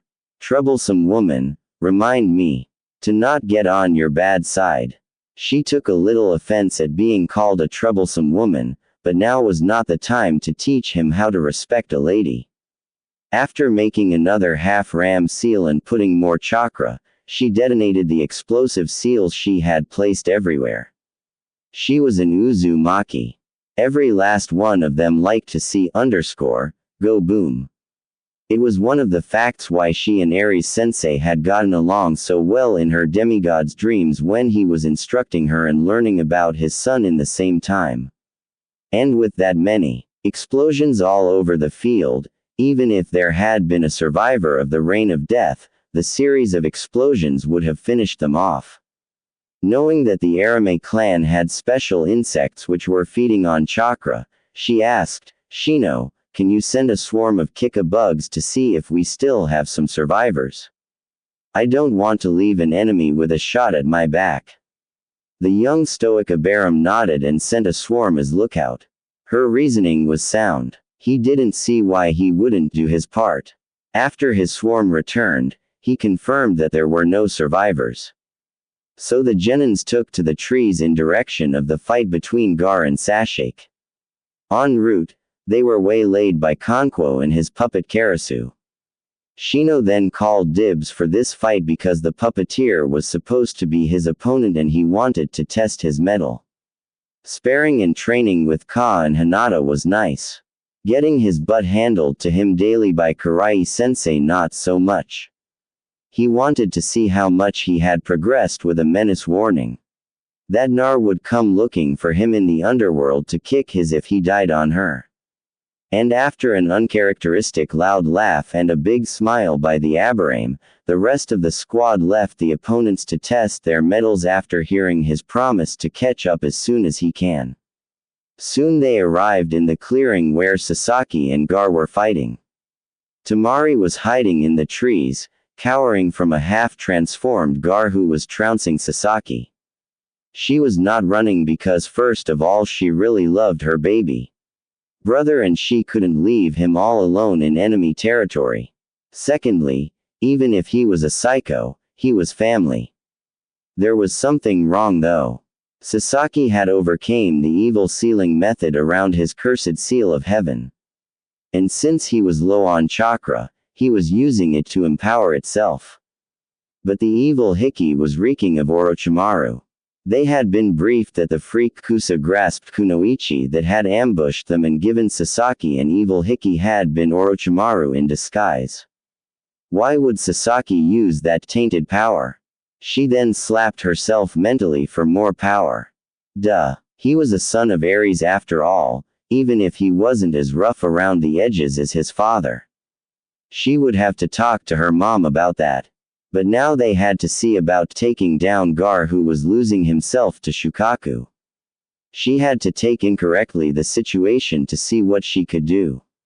She could of course go at it all gung-ho and use Kurama's chakra for a monster smackdown, but she really wanted that promotion and she wasn't in the mood to be lectured by her mother if they survived the invasion for not using her brain.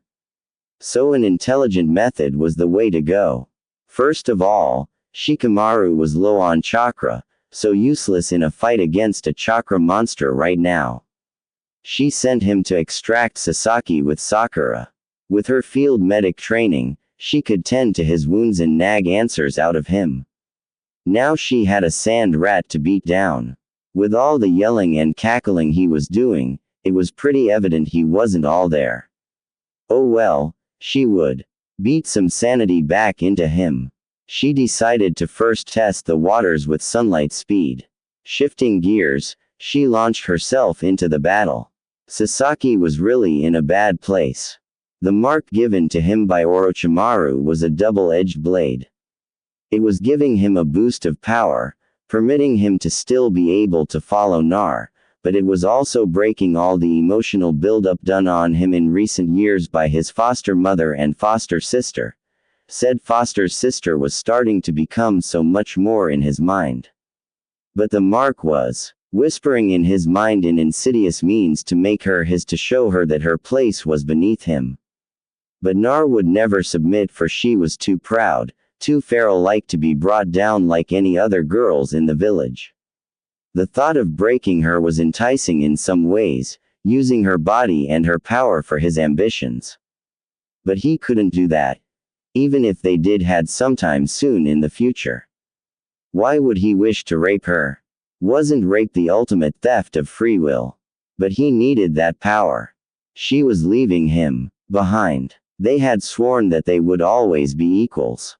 Kusha had always told him that she saw him as the son she never had.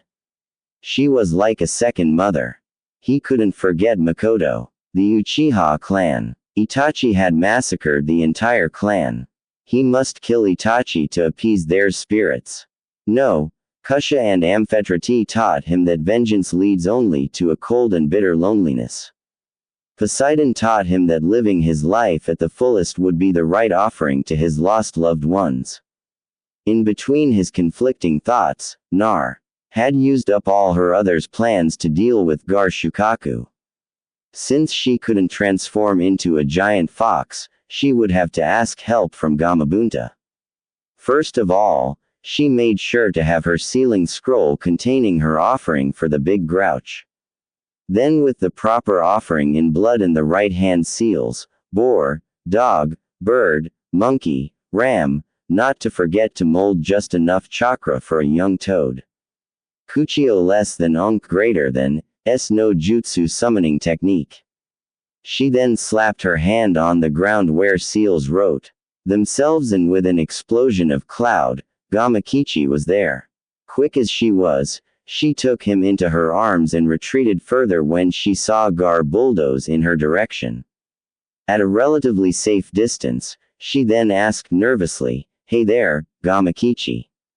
I'm very sorry to summon you in a dangerous zone like that, but I kind of need your help. Could you go ask your father if I can summon him for a big fight? I have sake for him as promised. And if he can't, well, anybody big enough to help me deal with Sandy Wandy over there would be great."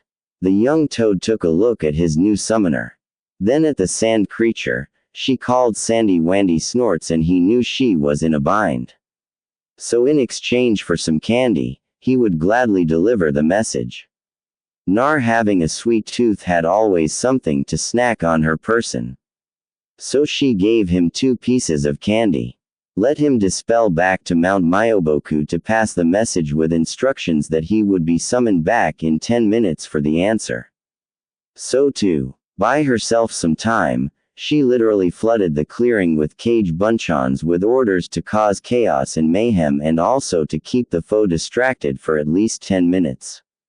In between, Sakura and Shikamaru had managed to patch up Sasaki and bring him in cover. Things were not looking well. She had to keep making clones to keep Gar busy. She had to keep the deadline issued to Gamakichi. She really hoped that Gamabunta or another toad of his size and strength was free to help because they were screwed without their help. If it was a situation of life or death, she guesses she could push her Beiju chakra further than 3 tails. But it was like playing with fire. It would backfire on her and the consequences wouldn't be pretty. Finally, the deadline was met and she summoned Gamakichi back. The message was clear. She could summon any high-level toad as long as she kept the arrangement to ask first. The boss was also pleased that the sake required to make her his subordinate would be his. So in resume, she could call him and he would fight with her as soon as he had the sake. After confirmation that the toads could unseal the contents of a sealing scroll, she sent the one containing her offering with Gamakichi. So she then burst out of the foliage just as her last clone was dispelled. Digging deep into herself, Nar took hold of Kurama's chakra that was floating around in her system and used it to summon the toad boss. He arrived in a big explosion of smoke and boy, was he mad when Gamakichi told him before he was summoned how the sand rat was mean to him. It seems that under his gruff appearance, Bunta was a good father, wanting the best for his sons. The fight of giants continued for a good long while. Air bullets colliding with water bullets. They were close to win when Gar pulled out a move. He went into forced sleep and let Shukaku take full control. The only way to reverse their situation was to awaken the Jutsu caster, aka Gar. But as a toad, Gamabunta wasn't really equipped for grappling his opponents. So the solution would be a combination. Henge transformation technique. Nar would be providing the idea and part of the chakra him the body to transform and also part of the chakra for the technique. A few seconds later, Gamabunta was no longer there. In his place was Kurama, the Kyobi no Yoko, who dashed towards Shukaku. The sand spirit, too stunned by the sudden appearance of the fox, was too late to react when it slammed into him. As soon as Nar left the giant fox's back, the henge dispelled to reveal back Gamabunta. But the ruse had worked. She was upon Gar literally in a flash of sunlight. Then she manifested a kitsune arm and bashed him right across the face. The problem was she had struck too hard. He was catapulted out of the sand construct. So said construct started to crumble once its host wasn't there anymore to feed it chakra.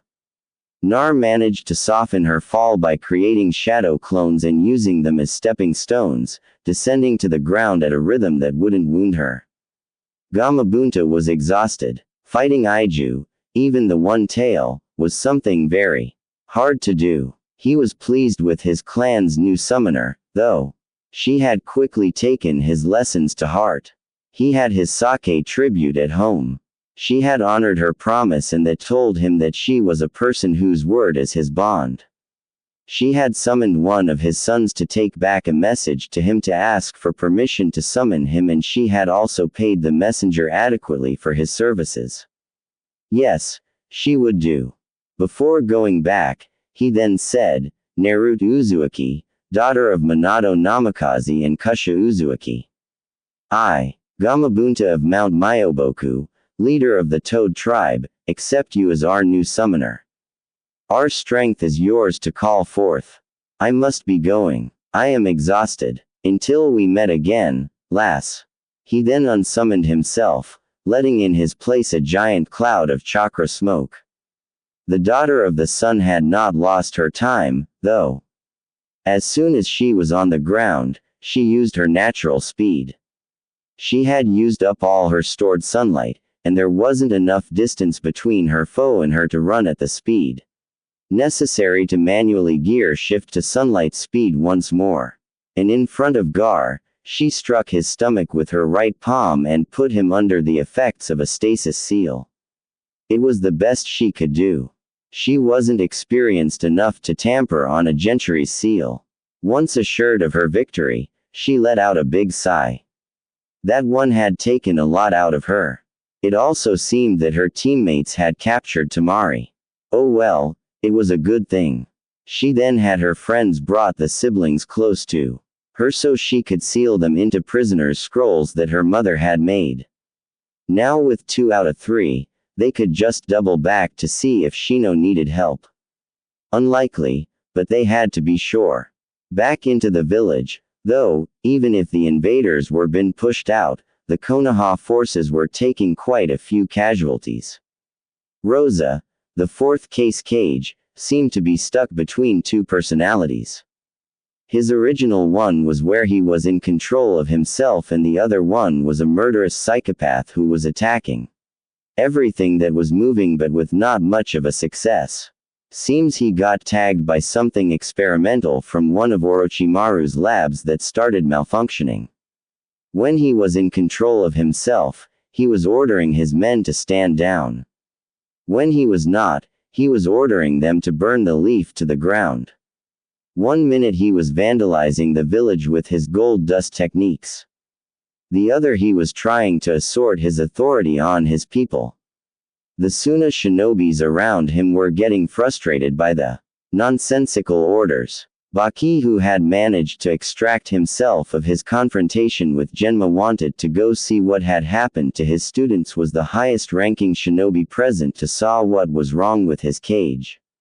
Seeing as the invasion was doomed to begin with, slipped through Ross's guard to successfully knock him out. Once his leader out of commission, he launched the order. Everyone retreat. Gather the survivors and get out of here. Let the Odo Nins perish a foolish death. Konoha is too strong. The order was transmitted to all Suna shinobis, and soon only the less than adequate forces recruited by Orochimaru were still fighting and losing. Suna had quality over quantity. Odo was the reverse. Quantity over quality. Little by little, some tried to escape, but more and more perished against the superior training of the Leaf Ninjas. But not all was good. On the rooftops where Hiruzen was doing battle against Orochimaru, things were bleak. Sarutobi was feeling his age. He was past his prime and recently he had started to decline. Oh, he was still a cage-level shinobi, but if he had 10 years less on his body, the fight would have been over in his favor. He was really regretting his decision to let his former student go when caught doing horrible experiments. He was just about to consider summoning the Shinigami to deal with the resurrected first and second Hokage when something out of this world happened.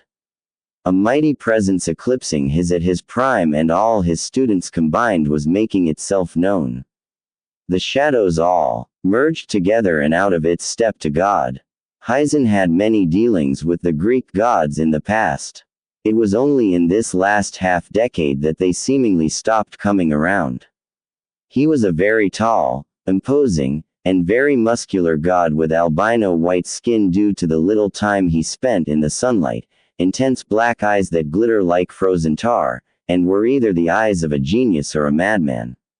And he also had a mesmerizing evil charisma and shoulder-length black hair with bangs usually covering most of his forehead. He had a well-trimmed beard on his chin and was wearing modern Western civilization-style clothing, dark jeans with a silver chain attached to one of his pockets and to one of the belt loops in which a black leather belt. He had also black leather boots with skull motifs on the side. On his torso were a stone gray shirt and a black leather coat kept open. On his hands, he was wearing 2 rings, one with a skull on it and the other with an opal that was looking like a wedding ring. In recognizing the god of the underworld, Hizen showed immediate difference by bending on one knee, ignoring his aching limbs, his eyes to the ground, fixed upon his adamantine staff. Welcome to Konohagakure no Sato Hades-sama. I apologize for the poor reception we gave you. As you can see, we are a little busy. I am Hiruzen Seru Tobi 3rd Hokage. What can we do for you, Lord? He made very sure to not have any sarcasm in his voice. If there is one god you don't want to mess with, it was Hades. The rich one was a bit taken back by the difference as soon as he had materialized, but it seems to have calmed him a little since his face was less tense than before. With his smooth voice, the Dark One ordered, "Rise, Hokage, and be at peace. I am not here for sightseeing. Unfortunately, my wife would love your village, though. I am here exclusively for business, and since Thanos is quite busy with all the deaths going around, I have come in person to address a problem that slipped through the cracks of the system. First of all, let's put the dead to rest. Hashiyama, send you Tobarama, send you back to the underworld with you too. Hashiyama, go back to Allegium with your family, and Tobarama to the fields of punishments. You have only one more year to go before your next appeal before the judges." Hades snapped his fingers and the two reincarnated Hokage turned to dust in front of a gaping Orochimaru as their souls traveled back to their destinations. The living sacrifices used as medium perished instantly. Kuchio less than Unk greater than S Editoinsai summoning impure world reincarnation was not supposed to be terminated like that. It binds the soul of a deceased person to a living vessel, restoring them as they were when they were alive in order to do their summoner's bidding.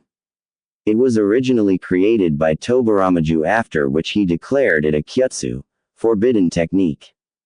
The snake sage was wondering if his sensei had gotten senil.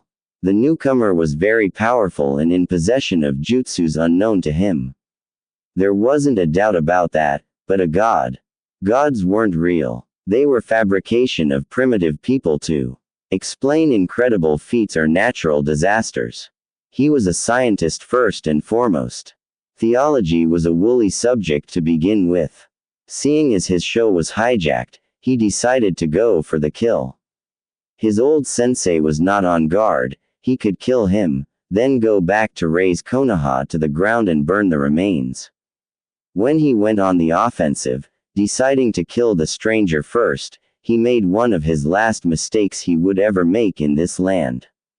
By the ancient laws, a god could not fight a hero without being challenged first. The fact that Orochimaru was attacking with intent to kill was sufficient to respect those laws and could be considered a challenge. Thus, he would not be in trouble for beating some humility into this mortal. Faster than anything even seen, Hades summoned a random sword from his armory and parried without difficulty with only one hand his attacker's weapon, blinking in surprise in seeing that his challenger's weapon hadn't broken against the Stygian iron. His godly senses were now telling him that Orochimaru was using some kind of holy weapon. He was not a war god, but after exchanging a few blows with the one who challenged him, he recognized the Kusanagi no Tsurugi, a double-edged, a legendary sword from the Shinto pantheon. So that's why the guy could match him. He got to admit that his opponent knew his swordsmanship though. Humoring his foe, he kept clashing blades against him, not really going for the kill or putting the effort. The information about this man was contradictory at best and confusing at worst. 1 minute the fates were telling him that it wasn't his time to die. The other they said that he had expired his time on earth. In cases like that, it was usually reserved for his judgment. Digging deeper into the mind of Orochimaru of the Sanum, he found everything that made him what he was. So he was after immortality. Well, he could use another hand around the fields of punishments and Tardius. Having a living subordinate with that much esoteric knowledge could be a boon. Yes, since he was clearly an anomaly, he would take the man with him back to the underworld and put his talents to use where he would be useful. Defeating him with a few more moves, he took his price. Orochimaru's form became encased in a golden light and disappeared from Konoha. Letting his blade disappear, Hades then returned his attention on the old man in front of him. Had he not intervened to correct an anomaly in the system when he felt two souls being brought back to the living forcefully, Shinobi would have met his end today. But now things were different. Deciding to clarify his acts to the old man, he said, Orochimaru will no longer be a problem. I have taken him to my realm where he will be offered to serve me or to pass on forever. Since he is an anomaly, and the fates cannot decide if his time was at end or not, I have passed judgment.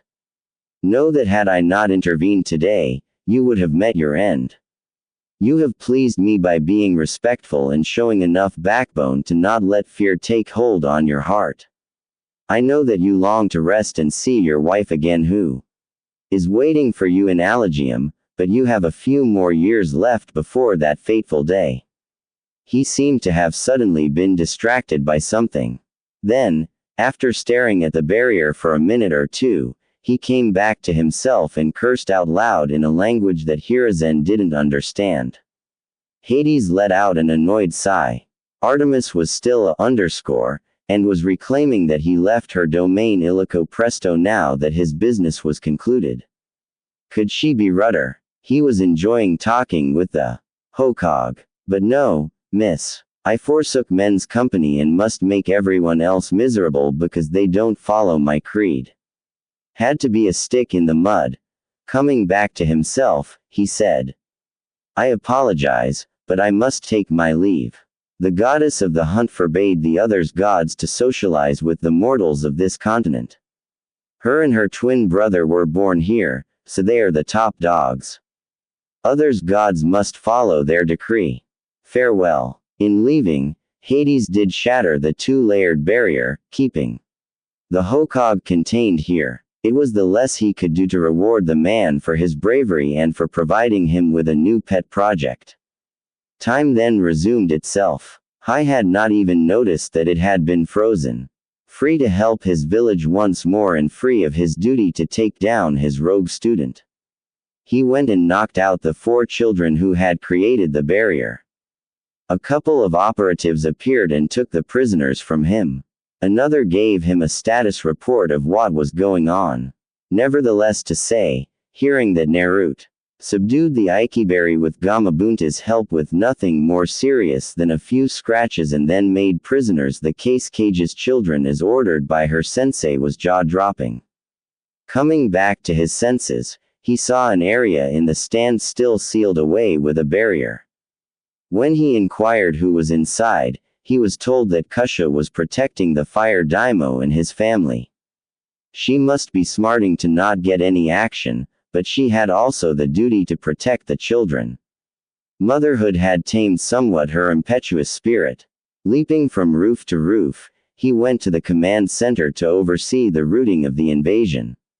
It was a long and arduous task, but the invasion had been routed completely. The casualties had yet to be tallied and Hisan doubted he could call Hades-sama and ask. Even if he could, the phone operator station didn't have a line to the underworld. Maybe they could dial 666 and see what happens. Shaking off his weird thoughts, he went back to the reports. The daimyo and his family were left untouched. And once everything was secure, Kusha used the horizon to teleport the royal family back to the capital. The surviving guards would do the return trip with the carriage as a ruse, just in case. They had scoured the entire village from top to bottom to root every undesirable element, and they had been successful. Now it was time to lick their wounds, bury their dead, and rebuild. But his close call in his conversation with Hades-sama made him realize that he didn't have many years left. He was old and tired and the harder fact to swallow. His mind was starting to dull. He was not mentally ill but he had exceeded his limits. They needed a go-dime 5th Hokage. But who nominate? Kakashi was a possibility, but he was needed as a teacher, frontline operative, and even if his bad habits had diminished, he was not sure it would be enough. Kusha could do it. She had the pedigree, the reputation, and the strength for it. But she would burn the paperwork for underscore, and giggles and beat his old